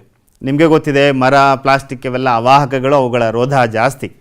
ನಾಲ್ಕನೆಯದು ತಾಪ. ತಾಪ ಹೆಚ್ಚಿದಂತೆ ಅದರ ರೋಧವೂ ಕೂಡ ಹೆಚ್ಚಾಗುತ್ತೆ. ತಾಪ ಕಡಿಮೆ ಆದರೆ ರೋಧ ಕಡಿಮೆ ಆಗುತ್ತೆ. ನಿಮಗೆ ಗೊತ್ತಿರಲಿ ಮಕ್ಕಳ, ಕೆಲವು ವಸ್ತುಗಳು ಅತ್ಯಂತ ಕಡಿಮೆ, ಆಲ್ಮೋಸ್ಟ್ ಝೀರೋ ಅಂತ ಕರಿತೀವಿ, ಅಂತಹ ವಸ್ತುಗಳು ಕೂಡ ಇವೆ. ಅವನ್ನು ನಾವು ಸೂಪರ್ ಕಂಡಕ್ಟರ್ಸ್ ಅಂತ ಕರಿತೀವಿ, ಅತಿವಾಹಕಗಳು ಅಂತ. ತಾಪ ಜಾಸ್ತಿ ಆದರೆ ರೋಧ ಜಾಸ್ತಿ ಆಗುತ್ತೆ, ತಾಪ ಕಡಿಮೆ ಆದರೆ ರೋಧ ಕಡಿಮೆ ಆಗುತ್ತೆ. ಇದೊಂದು ಅಂಶ ಗೊತ್ತಿರಲಿ. ಒಂದು ಗುಣವನ್ನು ನಾವು ವ್ಯಾಖ್ಯಾನ ಮಾಡ್ತೀವಿ, ಅದೇ ರೋಧಶೀಲತೆ. ಆ ರೋಧಶೀಲತೆ R = ρL/A ಅನ್ನೋ ಸೂತ್ರವನ್ನು ಬಳಸ್ಕೊಂಡು ಈಗ ಆಲ್ರೆಡಿ ನೀವು ಕೆಲವು ಲೆಕ್ಕಗಳನ್ನು ಕೂಡ ಮಾಡಿದ್ದೀರಿ. ಈ ರೋಧಶೀಲತೆಯ ಅಂತಾರಾಷ್ಟ್ರೀಯ ಏಕಮಾನ ಓಮ್ ಮೀಟರ್. ಇದು ನಿಮ್ಗೆ ನೆನಪಿರಲಿ. ಈ ರೋಧಶೀಲತೆ ಇದು ಕೂಡ ಒಂದು ವಾಹಕದಿಂದ ಮತ್ತೊಂದು ವಾಹಕಕ್ಕೆ ವ್ಯತ್ಯಾಸ ಆಗ್ತಾ ಹೋಗುತ್ತೆ. ಲೋಹ ಮತ್ತು ಅಲೋಹಗಳ ನಡುವೆನೂ ಕೂಡ ವ್ಯತ್ಯಾಸ ಆಗುತ್ತೆ. ಅಲೋಹಗಳ ರೋಧಶೀಲತೆಯು ಲೋಹಗಳಿಗಿಂತ ಹೆಚ್ಚು. ಹಾಗಾಗಿ ಅಲೋಹಗಳನ್ನು ನಾವು ಕಾಸುವ ಸುರುಳಿಗಳಲ್ಲಿ, ಕಾಸುವ ತಂತಿಗಳಲ್ಲಿ ನಾವು ಬಳಸ್ಕೊಳ್ತೇವೆ. ಯಾಕೆ ಅಂದರೆ ಅದರ ರೋಧಶೀಲತೆ ಹೆಚ್ಚು ಮತ್ತು ಅದರ ಕರಗುವ ಬಿಂದು ಕೂಡ ಹೆಚ್ಚಾಗತ್ತೆ. ಅದು ಹೆಚ್ಚಿನ ತಾಪಮಾನದಲ್ಲಿ ಸುಲಭವಾಗಿ ಕರಗೋದಿಲ್ಲ. ಹಾಗಾಗಿ ಮಿಶ್ರ ಲೋಹಗಳನ್ನು ಹೆಚ್ಚಾಗಿ ವಿದ್ಯುತ್ ಉತ್ಪಾದನಾ, ಉಷ್ಣೋತ್ಪಾದನಾ ಸಾಧನಗಳಲ್ಲಿ ಬಳಸ್ಕೊಳ್ತೇವೆ. ಸಾಮಾನ್ಯವಾಗಿ ವಿದ್ಯುತ್ ಇಸ್ತ್ರಿ ಪೆಟ್ಟಿಗೆ, ಅನಂತರ ವಿದ್ಯುತ್ ಹೀಟರ್. ಹೀಗೆ ಈಗ ನಾವು ಓಮನ ನಿಯಮವನ್ನು ಅರ್ಥ ಮಾಡ್ಕೊಂಡ್ವಿ. ಓಮನ ನಿಯಮದ ಮೇಲೆ ಒಂದು ಸರಳ ಲೆಕ್ಕವನ್ನು ಮಾಡೋಣ. ಇಲ್ಲಿ ಪ್ರಶ್ನೆ ಈ ರೀತಿ ಇದೆ: ವಿದ್ಯುತ್ ಬಲ್ಬ್ನ ತಂತುಗಳ ರೋಧವು 1200 ಓಮ್ ಆಗಿದ್ದು 220 ವೋಲ್ಟ್ ಮೂಲದಿಂದ ವಿದ್ಯುತ್ ಬಲ್ಬ್ ಸೆಳೆಯುವ ವಿದ್ಯುತ್ ಪ್ರವಾಹ ಎಷ್ಟು ಅಂತ. ಈಗ ನಿಮಗೆ ಪ್ರಶ್ನೆಯನ್ನು ಅರ್ಥ ಮಾಡ್ಕೊಂಡ್ರಿ ಮತ್ತು ಅದರ ದತ್ತಾಂಶಗಳನ್ನ ಬರೀಲಿಕ್ಕೆ ನಿಮಗೆ ಒಂದು ಐಡಿಯಾ ಬಂತು. ಇಲ್ಲಿ ರೋಧವನ್ನು ಕೊಟ್ಟಿದ್ದಾರೆ. ಇದು ಆರ್ನ ಬೆಲೆ 1200 ಓಮ್ ಅನ್ನುವಂಥದ್ದು, 220 ವೋಲ್ಟ್ ಅಂತ ಕೊಟ್ಟಿದ್ದಾರೆ. ಇಲ್ಲಿ ಇದರ ಬೆಲೆ ಯಾವುದಪ್ಪ, ಇದು ಯಾವುದನ್ನು ಸೂಚಿಸುತ್ತೆ ಅಂತೇಳಿದ್ರೆ ವಿಭವಾಂತರ ವಿಯನ್ನು ಸೂಚಿಸುತ್ತೆ. ಅವೆರಡನ್ನು ನಾವು ಬರ್ಕೊಂಡಿದ್ದೆ ಆದರೆ ವಿ 220, R = 1200 ಆಗುತ್ತೆ. V = IR ಸೂತ್ರವನ್ನು ಬಳಸ್ಕೊಳ್ತೀವಿ. ಅದನ್ನು ಒರೆ ಗುಣಾಕಾರ ಮಾಡಿಕೊಂಡಾಗ I = V/R ಸೂತ್ರ ಸಿಗುತ್ತೆ. ಸೂತ್ರಕ್ಕೆ ಬೆಲೆಗಳನ್ನು ಆದೇಶ ಮಾಡಿದಾಗ 220/1200 ಆಗುತ್ತೆ. ಇವೆರಡನ್ನು ಸಂಕ್ಷೇಪಿಸಿದಾಗ 0.18 ಆಂಪಿಯರ್ ಬರುತ್ತೆ. ಇದು ಆ ವಾಹಕ ಮಂಡಲದಲ್ಲಿ ಹರಿಯುವಂತಹ ವಿದ್ಯುತ್ ಪ್ರವಾಹದ ಬೆಲೆ. ಇದೇ ರೀತಿ ಮತ್ತೊಂದು ಪ್ರಶ್ನೆಯನ್ನು ನೀವು ಸ್ಕ್ರೀನ್ ಮೇಲೆ ನೋಡ್ತಾ ಇದ್ದೀರಿ. ಇದನ್ನು ನೀವೇ ಮನೆಯಲ್ಲಿ ಪ್ರಯತ್ನಿಸಿ. ಇಲ್ಲಿ ರೋಧ 100 ಓಮ್ ಇದೆ, ಜೊತೆಗೆ ವಿದ್ಯುತ್ ವಿಭವಾಂತರ 220 ವೋಲ್ಟ್ ಇದೆ. ಇದೇ ಹಂತಗಳನ್ನು ಬಳಸ್ಕೊಂಡು ನೀವು ಮನೆಯಲ್ಲೇ ಲೆಕ್ಕಾಚಾರ ಮಾಡಿ. ಮತ್ತೊಂದು ಪ್ರಶ್ನೆಯನ್ನು ನೋಡೋಣ. ಈ ಪ್ರಶ್ನೆ ರೋಧಶೀಲತೆಗೆ ಸಂಬಂಧಪಟ್ಟಂತಹ ಪ್ರಶ್ನೆ. ಈ ಒಂದು ಲೆಕ್ಕವನ್ನು ಸಾಧ್ಯವಾದಷ್ಟು ಮಕ್ಕಳುಗಳು ಕ್ಲಿಷ್ಟ ಅಂತ ಪರಿಗಣಿಸ್ಬಿಡ್ತಾರೆ. ಆದರೆ ಹಂತ ಹಂತವಾಗಿ ಇದನ್ನು ನಾವು ಸಿಂಪ್ಲಿಫೈ ಮಾಡ್ತಾ ಹೋದರೆ, ಸರಳೀಕರಣ ಮಾಡಿಸ್ತಾ ಹೋದರೆ, ಹಂತ ಹಂತವಾಗಿ ಈ ಲೆಕ್ಕವನ್ನು ಬಿಡಿಸ್ತಾ ಹೋದರೆ ಖಂಡಿತ ಸುಲಭ. ಪ್ರಶ್ನೆ ಅನ್ನೋದನ್ನು ನೋಡೋಣ. ಉದ್ದ ಎಲ್ ಮತ್ತು ಅಡ್ಡ ಕೊಯ್ತ ಎ ಇರುವ ಒಂದು ವಾಹಕ ತಂತಿಯ ರೋಧವು 4 ಓಮ್ ಆಗಿದೆ. ಅದೇ ರೀತಿಯ ಇನ್ನೊಂದು ವಾಹಕ ತಂತಿಯ ಉದ್ದ L/2 ಮತ್ತು ಅದರ ಅಡ್ಡ ಕೊಯ್ತ 2A ಆಗಿದೆ. ಅದರ ರೋಧವನ್ನು ಕಂಡುಹಿಡಿಯಿರಿ ಅಂತ. ಇಲ್ಲಿ 2 ತಂತಿಗಳಿದೆ. ಒಂದು ತಂತಿಯ ಉದ್ದ L ಕೊಟ್ಟಿದ್ದಾರೆ, ಮತ್ತೊಂದು ತಂತಿಯ ಅಡ್ಡ ಕೊಯ್ತ area of cross section A ಕೊಟ್ಟಿದ್ದಾರೆ. ಅದರ ರೋಧ 4 ಓಮ್ ಕೊಟ್ಟಿದ್ದಾರೆ. ಅದೇ ರೀತಿಯ ಮತ್ತೊಂದು ತಂತಿ, ಅದರ ಉದ್ದ L/2 ಇದೆ, ಅಂದರೆ ಉದ್ದದ ಅರ್ಧದಷ್ಟಿದೆ. ಆನಂತರ ಅದರ ಅಡ್ಡ ಕೊಯ್ತ ಮೊದಲನೇ ತಂತಿಗೆ ಹೋಲಿಸ್ಕೊಂಡ್ರೆ 2ರಷ್ಟಿದೆ. ಹಾಗಾದರೆ 2ನೇ ತಂತಿಯ ರೋಧ ಎಷ್ಟು ಅಂತ ಕೇಳಿದ್ದಾರೆ. ಅದಕ್ಕೆ ದತ್ತಾಂಶಗಳನ್ನು ಬರಿತಾ ಹೋಗೋಣ. ಸೊ ಇಲ್ಲಿ ರೋ L/A ಸೂತ್ರವನ್ನು ಬಳಸ್ಕೊಬೇಕು. ಸೊ ಈ ಒಂದು ಲೆಕ್ಕಕ್ಕೆ ನಾವು ಪರಿಹಾರ ಕಂಡುಹಿಡಿಬೇಕು ಅಂತ ಹೇಳಿದ್ರೆ rho L/A R = rho L/A ಸೂತ್ರವನ್ನು ಬಳಸ್ಕೊಳ್ಬೇಕು. ರೋಧಶೀಲತೆಗೆ ಸಂಬಂಧಪಟ್ಟಿದ್ದು ಇಲ್ಲಿ 2 ತಂತಿ ಇರೋದ್ರಿಂದ ಒಂದು ತಂತಿಯನ್ನು R1 ಮತ್ತೊಂದು ತಂತಿಯನ್ನು R2 ಅಂತ ಕರ್ಕೊಳ್ತೀನಿ. R1 = ರೋ L/A, ಅದರ ರೋಧ 4 ಓಮ್ ಇರೋದ್ರಿಂದ 4 ಓಮ್ ಅಂತ ಬರ್ಕೊಂಡಿದ್ದೀನಿ. ಸೊ ಮುಂದಿನ ಹಂತದಲ್ಲಿ 2ನೇ ವಾಹಕ ತಂತಿಯ ದತ್ತಾಂಶಗಳನ್ನ ಬರ್ಕೊಂಡಿದ್ದೀನಿ. R2 = rho L/2/2A. ಇವೆರಡರ ಅನುಪಾತವನ್ನು ಲೆಕ್ಕಾಚಾರ ಮಾಡ್ಕೊಳ್ತಾ ಇದ್ದೀನಿ. R1/R2 = rho L/A / rho L/2/2A. So ಇಲ್ಲಿ ನೋಡ್ತಾ ಇದ್ದೀರಿ, ಇಲ್ಲಿ ರೋ ಮತ್ತು ರೋ ಅನ್ನುವಂಥದ್ದು ಸಾಮಾನ್ಯ ಅಂಶ, ಹಾಗಾಗಿ ಅವು ಕ್ಯಾನ್ಸಲ್ ಆಗ್ತವೆ. ಇನ್ನು ಉಳ್ಕೊಂಡಿದ್ದು R1/R2 = L/A / L/2/2A. ಇವುಗಳನ್ನು ನಾವು ಮತ್ತೊಂದು ಹಂತಕ್ಕೆ ಸಿಂಪ್ಲಿಫೈ ಮಾಡಬೇಕು ಅಂತ ಅಂದರೆ ಈ ಒಂದು ಛೇದವನ್ನು ಹೃತ್ಕರ್ಮವನ್ನು ತೆಗೆದುಕೊಳ್ಳೋದ್ರ ಮೂಲಕ, ರೆಸಿಪ್ರೊಕಲ್ನ ತೆಗೆದುಕೊಳ್ಳೋದ್ರ ಮೂಲಕ ಇದ್ರ ಜೊತೆಗೆ ಗುಣಾಕಾರವಾಗಿ ಬರ್ಕೊಳ್ತೀವಿ. ಅದನ್ನು ಮುಂದಿನ ಹಂತದಲ್ಲಿ ಕಾಣ್ತೀವಿ. 4 R1ನ ಬೆಲೆ 4 ಇಲ್ಲಿ ಬರ್ಕೊಂಡಿದ್ದೀನಿ. R2 = L/A × 2A/L/2 ಹೃತ್ಕರ್ಮವನ್ನು ತೆಗೆದುಕೊಂಡಾಗ ಬಂದಿದ್ದು. ಮತ್ತು ಇಲ್ಲಿ ಛೇದದಲ್ಲಿ L/2 ಇದೆ. ಮತ್ತೆ ಇದಕ್ಕೆ ಹೃತ್ಕರ್ಮವನ್ನು ಅಥವಾ ರೆಸಿಪ್ರೊಕಲ್ನ ತೆಗೆದುಕೊಳ್ಬೇಕು. ಆಗ 4/R2 ಏನಾಗುತ್ತೆ ಅಂತ ಹೇಳಿದರೆ L/A × 2A × 2/L. ಇಲ್ಲಿ ಸಾಮಾನ್ಯ ಅಂಶಗಳನ್ನ ಕ್ಯಾನ್ಸಲ್ ಮಾಡೋಣ. ಎನ್ನು ಕ್ಯಾನ್ಸಲ್ ಮಾಡೋಣ, L ಮತ್ತು Lನ್ನು ಕ್ಯಾನ್ಸಲ್ ಮಾಡೋಣ. ಉಳ್ಕೊಂಡಿದ್ದು 2 ಮತ್ತು 2 4. ಇದು ಕ್ಯಾನ್ಸಲ್ ಆಗಲ್ಲ, 2 ಸಹ ಅಂಶದಲ್ಲೇ ಇದೆ. ಆಗ ಮುಂದೆ ನಮಗೆ ದೊರೆಯುವಂತಹ ಒಂದು ಉತ್ತರ ಏನಪ್ಪ ಅಂತ ಹೇಳಿದರೆ 4/R2 = 4. ಈ 6ಅನ್ನು ಬಲಭಾಗಕ್ಕೆ ಕಳಿಸ್ತೀನಿ, ಈ 4ಅನ್ನು ಎಡಭಾಗಕ್ಕೆ ತೊಗೊಂಡು ಬರ್ತೀನಿ. ಆಗ R2 = 4/4 ಉತ್ತರ ಬರುತ್ತೆ. ಸಿಂಪ್ಲಿಫೈ ಮಾಡಿದಾಗ 1 ಬಂತು. ಹಾಗಾಗಿ 2ನೇ ತಂತಿಯ ರೋಧವು 1 ಓಮ್ ಆಗಿರುತ್ತೆ. ಹೀಗೆ ನಾವು ಸರಳವಾಗಿ ಉತ್ತರವನ್ನು ಲೆಕ್ಕಾಚಾರ ಮಾಡ್ಬೋದು. ನಮಗೆ ಬೇಕಾಗಿರುವಂಥದ್ದು ದತ್ತಾಂಶಗಳನ್ನು ಬರ್ಕೊಳ್ಳುವಂಥ ಸ್ಕಿಲ್ಲು ಮತ್ತು ದತ್ತಾಂಶಗಳ ಆಧಾರದ ಮೇಲೆ ಸೂತ್ರವನ್ನು ಬಳಸ್ಕೊಳ್ಳುವಂತಹ ಒಂದು ಸ್ಕಿಲ್ ನಮ್ಮಲ್ಲಿದ್ದರೆ ಭೌತಶಾಸ್ತ್ರದಲ್ಲಿ ಯಾವುದೇ ಅಧ್ಯಾಯದ ಲೆಕ್ಕಗಳನ್ನ ಸುಲಭವಾಗಿ ನಾವು ಬಿಡಿಸ್ತಾ ಹೋಗ್ಬೋದು. ಪ್ರಮುಖವಾಗಿ ನಾವು ಈ ಅಧ್ಯಾಯದಲ್ಲಿ 2 ರೀತಿಯ ವ್ಯವಸ್ಥೆಯನ್ನು ನಾವು ನೋಡ್ತೀವಿ. ರೋಧಕಗಳ ಸರಣಿ ಜೋಡಣೆ ಮತ್ತು ರೋಧಕಗಳ ಸಮಾಂತರ ಜೋಡಣೆಯ ಈ 2 ರೀತಿಯ ವ್ಯವಸ್ಥೆಯನ್ನು ನಾವು ಕಾಣ್ತೀವಿ. ಇನ್ನು ಮೊದಲನೇ ವ್ಯವಸ್ಥೆಗೆ ಬರೋಣ. ಏನಪ್ಪ ಅದು ಮೊದಲನೇದು ಅಂತ ಹೇಳಿದರೆ, ಇನ್ನು ಮುಂದಿನ ವಿಷಯವನ್ನು ತಿಳ್ಕೊಳ್ಳೋಣ.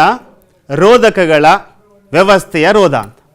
ರೋಧಕಗಳ ವ್ಯವಸ್ಥೆಯ ರೋಧ ಅಂತ ನಾವು ರೋಧಕಗಳನ್ನು ಮಂಡಲದಲ್ಲಿ ವಿಭಿನ್ನವಾಗಿ ಜೋಡಿಸ್ಕೊಳ್ತೀವಿ. ನಮ್ಮ ಅಗತ್ಯತೆಗೆ ಅನುಗುಣವಾಗಿ ಜೋಡಿಸ್ಕೊಳ್ತೇವೆ. ಈ ಅಧ್ಯಾಯದಲ್ಲಿ ನಾವು 2 ರೀತಿಯ ಜೋಡಣೆಯನ್ನು ನೋಡ್ತೀವಿ. ಒಂದು ಸರಣಿ ಕ್ರಮದ ಜೋಡಣೆ, ಮತ್ತೊಂದು ಸಮಾಂತರ ಕ್ರಮದ ಜೋಡಣೆ. ಇಲ್ಲಿ ಸರಣಿ ಕ್ರಮದ ಜೋಡಣೆಯ ಒಂದು ಒಟ್ಟು ರೋಧವನ್ನು ಕ್ಯಾಲ್ಕುಲೇಟ್ ಮಾಡಲಿಕ್ಕೆ ಬಳಸ್ಕೊಳ್ಳುವಂಥದ್ದು R1 + R2 + R3. ಸರಣಿ ಕ್ರಮದ ಜೋಡಣೆಯಲ್ಲಿ ಮಂಡಲದ ಒಟ್ಟು ರೋಧಗಳನ್ನು ನಾವು ಲೆಕ್ಕಾಚಾರ ಮಾಡಲಿಕ್ಕೆ ಬಳಸುವಂತಹ ಸೂತ್ರ R series = R1 + R2 + R3. ಅಂದರೆ ಇಲ್ಲಿ ನೀವು ಜೋಡಣೆಯನ್ನು ನೋಡಿದಿರಿ. 3 ರೋಧಕಗಳನ್ನು ಸಮಾಂತರವಾಗಿ ಜೋಡಿಸಿದ್ವಿ. ಇದನ್ನು 8 ಕನೆಕ್ಷನ್ ಅಂತಲೂ ಕೂಡ ಕರಿತೀವಿ. ಇಲ್ಲಿ ವಿದ್ಯುತ್ ಒಂದೇ ಪಥದಲ್ಲಿ ಚಲಿಸುತ್ತೆ ರೋಧಕಗಳ ಮೂಲಕ. ಇವುಗಳ ರೋಧವನ್ನು ಲೆಕ್ಕಾಚಾರ ಮಾಡಬೇಕು ಅಂದರೆ ಈ 3 ರೋಧಕಗಳ ರೋಧವನ್ನು ನಾವು ಕೊಡ್ತಾ ಹೋಗ್ತೀವಿ. ಇಲ್ಲಿ ಸಿಂಬಲ್ಗಳನ್ನ ಬಳಸಿರೋದನ್ನು ಮತ್ತೆ ನೆನಪು ಮಾಡ್ಕೊಳ್ಳಿ. ಎ ಅಂದ್ರೇನು, ವಿ ಅಂದ್ರೇನು ಅಂತ. ಸೊ ಮತ್ತೊಂದು ವ್ಯವಸ್ಥೆಯನ್ನು ನಾವು ನೋಡಿದ್ದೀವಿ. ಏನಪ್ಪ ಅಂತ ಹೇಳಿದ್ರೆ ಸಮಾಂತರವಾಗಿ ಜೋಡಿಸಿರುವಂತಹ ರೋಧಕಗಳು. ಇಲ್ಲಿ ಮಂಡಲದ ಒಟ್ಟು ರೋಧವನ್ನು ನಾವು ಕ್ಯಾಲ್ಕುಲೇಟ್ ಮಾಡಬೇಕು ಅಂತ ಹೇಳಿದ್ರೆ ಅಲ್ಲಿ ಜೋಡಿಸಿರುವಂಥ ರೋಧಕಗಳನ್ನು ನಾವು ಒಟ್ಟು ಮಾಡ್ಕೊಳ್ತೀವಿ. ಯಾವ ರೀತಿ ಮಾಡ್ಕೊಳ್ತೀವಿ ಅಂತ ಹೇಳಿದ್ರೆ 1/Rp = 1/R1 + 1/R2 + 1/R3 ಈ ಸೂತ್ರವನ್ನು ಬಳಸ್ಕೊಂಡು ನಾವು ಒಟ್ಟು ರೋಧವನ್ನು ಕಂಡುಹಿಡ್ಕೊಳ್ತೀವಿ.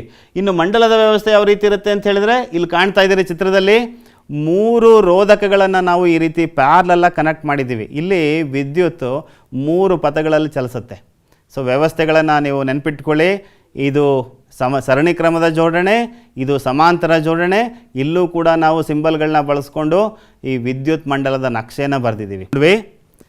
ಗೃಹ ವೈರಿಂಗ್ಗೆ ಸರಣಿ ಕ್ರಮ ಅನುಕೂಲನೋ ಅಥವಾ ಸಮಾಂತರ ಅನುಕೂಲನೋ ಅನ್ನೋದನ್ನು ನಾವು ನೋಡಿದಾಗ ಸರಣಿ ಕ್ರಮ ರೋಧಕಗಳ ಜೋಡಣೆಯಲ್ಲಿ ಯಾವುದೇ ಒಂದು ಸಾಧನ ರೋಧಕಗಳ ಸ್ಥಾನದಲ್ಲಿ ಸಾಧನವನ್ನು ಅಳವಡಿಸ್ಕೊಂಡಿದ್ದೀವಿ ಅಂತ ಅಂದರೆ ಯಾವುದೇ ಒಂದು ಸಾಧನ ಕೆಟ್ಟಾಗ ವಿದ್ಯುತ್ ಸಂಪರ್ಕ ಕಡಿತಗೊಳ್ಳುತ್ತೆ. ಉಳಿದ ಸಾಧನಗಳಲ್ಲಿ ವಿದ್ಯುತ್ ಪ್ರವಾಹ ಉಂಟಾಗಲ್ಲ. ಅಂದರೆ ಯಾವುದೇ ಒಂದು ಸಾಧನ ಕೆಟ್ಟಾಗ ಇಡೀ ಒಂದು ಸರ್ಕ್ಯೂಟ್ ಓಪನ್ ಆಗುತ್ತೆ, ಅಲ್ಲಿ ಮತ್ತೆ ಉಳಿದಂಥ ಸಾಧನಗಳು ಕೆಲಸ ಮಾಡಲ್ಲ. ಹಾಗಾಗಿ ಸರಣಿ ಕ್ರಮದ ಜೋಡಣೆ ಗೃಹ ವೈರಿಂಗ್ಗೆ ಅನುಕೂಲ ಅಲ್ಲ. ಇನ್ನು ಸಮಾಂತರ ಜೋಡಣೆ ಅನುಕೂಲನಾ? ಹೌದು. ಯಾಕೆ ಅನುಕೂಲ ಅಂತ ಹೇಳಿದರೆ ಇಲ್ಲಿ ನೋಡಿ, ಇಲ್ಲಿ 3 ರೋಧಕಗಳನ್ನು ಹೇಗೆ ಜೋಡಿಸಿದ್ದೀವೋ ಹಾಗೆ ಸಾಧನಗಳನ್ನು ಜೋಡಿಸಿದ್ದೀವಿ ಅಂದ್ಕೊಳ್ಳಿ. ಇಲ್ಲಿ ಯಾವುದಾದ್ರೂ ಒಂದು ಸಾಧನ ಕೆಟ್ಟರೆ ಉಳಿದ ಸಾಧನಗಳಲ್ಲಿ ವಿದ್ಯುತ್ ಪ್ರವಾಹ ಉಂಟಾಗಿರುತ್ತೆ. ನೀವು ಮನೆಯಲ್ಲಿ ಇರುವಂತಹ ಗೃಹ ವೈರಿಂಗ್ನ ಒಂದು ಸಾರಿ ನೆನಪು ಮಾಡ್ಕೊಳ್ಳಿ. ಒಂದು ರೂಮಲ್ಲಿ ಬಲ್ಬ್ ಇರುತ್ತೆ, ಇನ್ನೊಂದು ರೂಮಲ್ಲಿ TV ಇರುತ್ತೆ, ಹಾಲಲ್ಲಿ ಫ್ಯಾನ್ ಇರುತ್ತೆ. ಅಲ್ಲ, ಯಾವುದೋ ಒಂದು ರೂಮಲ್ಲಿ ಬಲ್ಬ್ ಕೆಟ್ಟೋದ್ರೆ ಮಿಕ್ಕಿದೆಲ್ಲ ಸಾಧನಗಳು ಅಂದರೆ ಕಾರ್ಯನಿರ್ವಹಿಸ್ತಾ ಇರ್ತವೆ. ಹೀಗೆ ನಾವು ಗೃಹ ವೈರಿಂಗ್ನಲ್ಲಿ ಬಳಸ್ಕೊಳ್ಳುವಂಥದ್ದು ಸಮಾಂತರ ರೋಧಕಗಳ ವ್ಯವಸ್ಥೆಯನ್ನು ಅಥವಾ ಸಮಾಂತರ ಜೋಡಣೆಯನ್ನು ಬಳಸ್ಕೊಳ್ತೀವಿ. ಇನ್ನು ಇಲ್ಲಿ ಇನ್ನೊಂದು ಅಂಶವನ್ನು ಅರ್ಥ ಮಾಡ್ಕೊಬೇಕು ನೀವು. ಸರಣಿ ಕ್ರಮದ ಜೋಡಣೆಯಲ್ಲಿ ವಿದ್ಯುತ್ ಪ್ರವಾಹ ಒಂದೇ ಇರುತ್ತೆ, ಐನ ಬೆಲೆ ಒಂದೇ ಇರುತ್ತೆ. ಆದರೆ ರೋಧಕಗಳ ರೋಧದ ಮೇಲೆ ವಿನ ಬೆಲೆ ನಿರ್ಧಾರ ಆಗುತ್ತೆ. ಅದೇ ರೀತಿ ಇನ್ನು ಸಮಾಂತರ ಜೋಡಣೆಯಲ್ಲಿ ವಿನ ಬೆಲೆ ವಿಭವಾಂತರ ಕಾನ್ಸ್ಟೆಂಟ್ ಇರುತ್ತೆ. ಇಲ್ಲಿ ವಿ ಸೇಮ್ ಇರುತ್ತೆ, ಐ ಡಿಫ್ರೆಂಟ್ ಆಗುತ್ತೆ. ಇಲ್ಲಿ ಐ ಸೇಮ್ ಇರುತ್ತೆ, ವಿ ಡಿಫ್ರೆಂಟ್ ಆಗುತ್ತೆ. ಇದಿಷ್ಟು ಅಂಶಗಳನ್ನ ನೀವು ಈ ಒಂದು ಅಂಶದಲ್ಲಿ ನೆನಪು ಮಾಡ್ಕೊಳ್ಬೇಕಾಗತ್ತೆ. ಇನ್ನು ಇದರ ಮೇಲೆ ಅಭ್ಯಾಸದಲ್ಲಿ ಉದಾಹರಣೆಯಲ್ಲೂ ಕೂಡ ಲೆಕ್ಕಗಳನ್ನ ಕೊಟ್ಟಿದ್ದಾರೆ. ಸಿಂಪಲ್ ಆಗಿ ಇದ್ದಾವೆ ಲೆಕ್ಕಗಳು. ಈ ಸೂತ್ರ ಮತ್ತು ಈ ಸೂತ್ರವನ್ನು ಬಳಸ್ಕೊಂಡು ಯಾವ ರೀತಿ ಲೆಕ್ಕಾಚಾರ ಮಾಡಬೇಕು ಅನ್ನೋದನ್ನು ತುಂಬ ಸುಲಭವಾಗಿ ಅಲ್ಲಿ ನಿಮಗೆ ತೋರಿಸ್ಕೊಟ್ಟಿದ್ದಾರೆ. ಈ ರೀತಿಯ ಸೂತ್ರಗಳ ಮೇಲಿನ ಲೆಕ್ಕಗಳನ್ನ ನೀವು ಸಾಲ್ವ್ ಮಾಡಿಟ್ಕೊಳ್ಳಿ. ನಾನು ರೋಧದ ಬಗ್ಗೆ ಹೇಳಬೇಕಾದ್ರೆ ಅನುಕೂಲಗಳು ಮತ್ತು ಅನಾನುಕೂಲಗಳ ಬಗ್ಗೆ ಮಾತಾಡ್ತಾ ಇದ್ದೆ. ಇನ್ನು ರೋಧದ ಒಂದು ಅನುಕೂಲ ಇದೆ, ವಾಹಕ ರೋಧದ ಒಂದು ಅನುಕೂಲ. ಅನಾನುಕೂಲ ನಿಮಗೆ ಗೊತ್ತಾಯಿತು, ಅಲ್ಲಿ ವಿದ್ಯುತ್ ನಷ್ಟ ಉಂಟಾಗುತ್ತೆ ಅಂತ. ಯಾಕೆಂದರೆ ವಾಹಕ ತಂತಿಯ ಉದ್ದ ಜಾಸ್ತಿ ಆಗುತ್ತೆ. ಈಗ ನಮಗೆ ಪವರ್ ಜನರೇಷನ್ ಸ್ಟೇಷನಿಂದ ನಮಗೆ ಮನೆಗೆ ವಿದ್ಯುತ್ ಸಂಪರ್ಕ ಮಾಡ್ತಾರಲ್ಲ, ವಿದ್ಯುತ್ ಸಪ್ಲೈ ಮಾಡ್ತಾರಲ್ಲ, ಜನರೇಷನ್ ಸ್ಟೇಷನಿಂದ ಹಿಡಿದು ನಮ್ಮ ಮನೆಗೆ ಬರುವಷ್ಟರೊಳಗಡೆ ಸಾಕಷ್ಟು ಉದ್ದದ ತಂತಿ ಅಲ್ಲಿ ಬಳಕೆಯಾಗಿರುತ್ತೆ. ಉದ್ದದ ಕಾರಣ ರೋಧ ಹೆಚ್ಚಾಗುತ್ತೆ, ಹಾಗಾಗಿ ಅಲ್ಲಿ ಸ್ವಲ್ಪ ಪ್ರಮಾಣದ ವಿದ್ಯುತ್ ಲಾಸ್ ಆಗುತ್ತೆ. ಆದರೆ ಇದರಲ್ಲಿ ಅನುಕೂಲಗಳು ಇದೆ. ಅನುಕೂಲಗಳು ಯಾವುದಪ್ಪ ಅಂತ ಹೇಳಿದ್ರೆ, ಈ ರೋಧ ಉಷ್ಣೋತ್ಪಾದನೆಗೆ ಕಾರಣ ಆಗುತ್ತೆ ವಾಹಕದಲ್ಲಿ. ಅದೇನು ಅನ್ನೋದನ್ನು ಅರ್ಥ ಮಾಡ್ಕೊಳ್ಳೋಣ. ಸೊ ರೋಧದ ಪರಿಣಾಮವಾಗಿ ಒಂದು ವಾಹಕದ ಮೂಲಕ ವಿದ್ಯುತ್ ಪ್ರವಹಿಸಿದಾಗ ಅದರ ರೋಧದ ಪರಿಣಾಮವಾಗಿ ಸ್ವಲ್ಪ ಪ್ರಮಾಣದ ವಿದ್ಯುತ್ ಶಾಖವಾಗಿ ಮಾರ್ಪಾಟಾಗತ್ತೆ. ಇದನ್ನು ವಿದ್ಯುತ್ ಪ್ರವಾಹದ ಉಷ್ಣೋತ್ಪಾದನಾ ಪರಿಣಾಮ ಅಂತ ಕರಿತೀವಿ. ಇದನ್ನು ನಾವು ಸುಲಭವಾಗಿ ಅರ್ಥೈಸ್ಕೊಳ್ಬೇಕು. ಎಷ್ಟು ಪ್ರಮಾಣದ ಶಾಖ ಉತ್ಪತ್ತಿ ಆಗುತ್ತೆ ಅನ್ನೋದನ್ನು ಲೆಕ್ಕಾಚಾರ ಮಾಡಬೇಕು ಅಂತ ಹೇಳಿದ್ರೆ ನಮಗೆ ಸಹಾಯಕ್ಕೆ ಬರುವಂಥದ್ದು ಜೌಲನ ಉಷ್ಣೋತ್ಪಾದನಾ ನಿಯಮ. ಜೌಲನ ಉಷ್ಣೋತ್ಪಾದನಾ ನಿಯಮ ಏನು ಹೇಳುತ್ತೆ? ಒಂದು ರೋಧಕದಲ್ಲಿ ಉತ್ಪತ್ತಿಯಾದ ಉಷ್ಣವು ಪ್ರಮುಖವಾದಂಥ 3 ಅಂಶಗಳನ್ನು ಒಳಗೊಂಡಿರುತ್ತೆ. ಕೊಟ್ಟಿರುವ ರೋಧದಲ್ಲಿ ಪ್ರವಹಿಸುತ್ತಿರುವ ವಿದ್ಯುತ್ ಪ್ರವಾಹದ ವರ್ಗಕ್ಕೆ ನೇರಾನುಪಾತದಲ್ಲಿರುತ್ತದೆ. ಎರಡನೇ ಅಂಶ ವಾಹಕದ ರೋಧಕ್ಕೆ ನೇರಾನುಪಾತದಲ್ಲಿರುತ್ತದೆ. ಮತ್ತು ಮೂರನೇದು ರೋಧಕಗಳ ಮೂಲಕ ಹರಿಯುವ ವಿದ್ಯುತ್ ಪ್ರವಾಹಕ್ಕೆ ನೇರಾನುಪಾತದಲ್ಲಿರುತ್ತೆ. ಅಂದರೆ ಟೈಮ್ ಟಿ ಕಾಲ, ಎಷ್ಟು ಟೈಮು ಆ ರೋಧಕದ ಮೂಲಕ ವಿದ್ಯುತ್ ಪ್ರವಾಹ ಉಂಟಾಗ್ತಾ ಇದೆ ಅನ್ನೋದನ್ನು ನಾವು ಈ ಮೂರನ್ನು ಸಂಕ್ಷೇಪಿಸಿ ಬರೆದಾಗ H=I²RT ಅನ್ನೋ ಸೂತ್ರ ಸಿಗುತ್ತೆ. ಇದು ಒಂದು ವಾಹಕದಲ್ಲಿ ಎಷ್ಟು ಪ್ರಮಾಣದಲ್ಲಿ ಉಷ್ಣ ಉತ್ಪತ್ತಿ ಆಯಿತು ಅನ್ನೋದನ್ನು ತೋರಿಸುತ್ತೆ. ಒಂದು H=I²RT ಸೂತ್ರವನ್ನು ನೆನಪಿಟ್ಕೊಂಡ್ರೆ ಜೌಲನ ಉಷ್ಣೋತ್ಪಾದನಾ ನಿಯಮವನ್ನು ಸುಲಭವಾಗಿ ನಾವು ನೆನಪು ಮಾಡಿಕೊಳ್ಳಿಕ್ಕೆ ಅನುಕೂಲ ಆಗುತ್ತೆ. ಇನ್ನು ಜೌಲನ ಉಷ್ಣೋತ್ಪಾದನಾ ನಿಯಮಕ್ಕೆ ಸಂಬಂಧಪಟ್ಟಂಥ ಒಂದು ಲೆಕ್ಕವನ್ನು ಇಲ್ಲಿ ನೋಡೋಣ. 4 ಓಮ್ ರೋಧದಿಂದ ಪ್ರತಿ ಸೆಕೆಂಡಿಗೆ 100 ಜೌಲ್ ಉಷ್ಣ ಶಕ್ತಿ ಉತ್ಪತ್ತಿಯಾಗುತ್ತಿದೆ. ರೋಧಕದ ನಡುವಿನ ವಿಭವಾಂತರವನ್ನು ಕಂಡುಹಿಡಿಯಿರಿ. ಇಲ್ಲಿ ವಿಭವಾಂತರ ಅಂದರೆ ವಿ ಅನ್ನು ಕಂಡುಹಿಡಿಬೇಕು. ಆರ್ನ ಬೆಲೆ ಕೊಟ್ಟಿದ್ದಾರೆ 4 ಓಮ್, ಇಲ್ಲಿ ಉಷ್ಣ ಶಕ್ತಿ 100 ಜೌಲ್ ಇದೆ, ಅದು ಎಚ್ನ ಬೆಲೆ. ಇಲ್ಲಿ ನಾನು ದತ್ತಾಂಶಗಳನ್ನ ಬರ್ಕೊಂಡಿದ್ದೀನಿ. H=100, R=4 ohm, T=1 second. ಇಲ್ಲಿ ನಾನು ಕ್ಯಾಲ್ಕುಲೇಟ್ ಮಾಡಬೇಕಾಗಿರುವಂಥದ್ದು ವಿ. ಸೊ ವಿಯನ್ನು ಕ್ಯಾಲ್ಕುಲೇಟ್ ಮಾಡಬೇಕು ಅಂದರೆ V=IR ಸೂತ್ರ ಬೇಕು. ಹೆಚ್ಚನ್ನು ನಾವು ಇಲ್ಲಿ ಜೌಲನ ಉಷ್ಣೋತ್ಪಾದನಾ ನಿಯಮವನ್ನು ಬಳಸ್ಕೊಂಡು ನಾವು ಬರ್ಕೊಂಡೋದೇ ಆದರೆ H=I²RT ಆಗುತ್ತೆ. ಇಲ್ಲಿ ನಾನು ವಿದ್ಯುತ್ ಪ್ರವಾಹವನ್ನು ಲೆಕ್ಕಾಚಾರ ಮಾಡಬೇಕಾಗಿರೋದ್ರಿಂದ I=√H/RT ಅಂತ ಬರ್ಕೊಳ್ತೀನಿ. ಅಂದರೆ ಏನು ಟರ್ಮ್ಗಳನ್ನ ಅಥವಾ ಅಲ್ಲಿ ಸೂತ್ರದಲ್ಲಿರುವಂತಹ ಟರ್ಮ್ಗಳನ್ನ ನಾವು ಎಡಭಾಗ ಮತ್ತು ಬಲಭಾಗಕ್ಕೆ ಶಿಫ್ಟ್ ಮಾಡಿಕೊಂಡೆ ವರ್ಗಾವಣೆ ಮಾಡಿಕೊಂಡ್ರೆ ನಮಗೆ I=√H/RT ಅನ್ನೋ ಸೂತ್ರ ಸಿಗುತ್ತೆ. ಎಚ್ನ ಬೆಲೆ 100 ಬರೀತೀನಿ, /4 × 1 ಆ ಬೆಲೆಗಳನ್ನು ಆದೇಶಿಸಿದ್ದೀನಿ. ಸಂಕ್ಷೇಪಿಸಿದಾಗ I=√25 ಆಗುತ್ತೆ. ಅದನ್ನು √25 ಬೆಲೆ 5 ಅಂತ ಗೊತ್ತಿದೆ. I=5 ಆಂಪಿಯರ್ ಆಗುತ್ತೆ. ಆಗ ರೋಧಕಗಳ ನಡುವಿನ ವಿಭವಾಂತರ ಎಷ್ಟು ಅಂತ ಹೇಳಿದರೆ V=IR. ಐನ ಬೆಲೆ 5 ಆದೇಶಿಸ್ತೀನಿ, ಆರ್ನ ಬೆಲೆ 4 ಆದೇಶಿಸ್ತೀನಿ. 2 ಗುಣಾಕಾರ ಮಾಡಿದಾಗ ದೊರೆಯುವಂಥದ್ದು 20 ವೋಲ್ಟ್. ಅಂದರೆ ಇಲ್ಲಿ ವಿಭವಾಂತರನ ಕಂಡುಹಿಡಿದ್ವಿ, ಅದು 20 ವೋಲ್ಟ್ಗೆ ಸಮ ಆಯಿತು. ವಿದ್ಯುತ್ ಪ್ರವಾಹದ ಉಷ್ಣೋತ್ಪಾದನಾ ಪರಿಣಾಮದ ಪ್ರಾಯೋಗಿಕ ಅನ್ವಯಗಳನ್ನು ತಿಳ್ಕೊಳ್ಳೋಣ. ನಾನು ಆಗಲೇ ಹೇಳಿದ್ದೆ ಉಷ್ಣೋತ್ಪಾದನಾ ಪರಿಣಾಮದಿಂದ ಸಾಕಷ್ಟು ಅನುಕೂಲಗಳಿದ್ದಾವೆ ಅಂತ. ಇಲ್ಲಿ ಪ್ರಮುಖವಾಗಿ 2 ಅನುಕೂಲಗಳನ್ನ ಪಟ್ಟಿ ಮಾಡಿದ್ದಾರೆ, ಅನ್ವಯಗಳನ್ನು.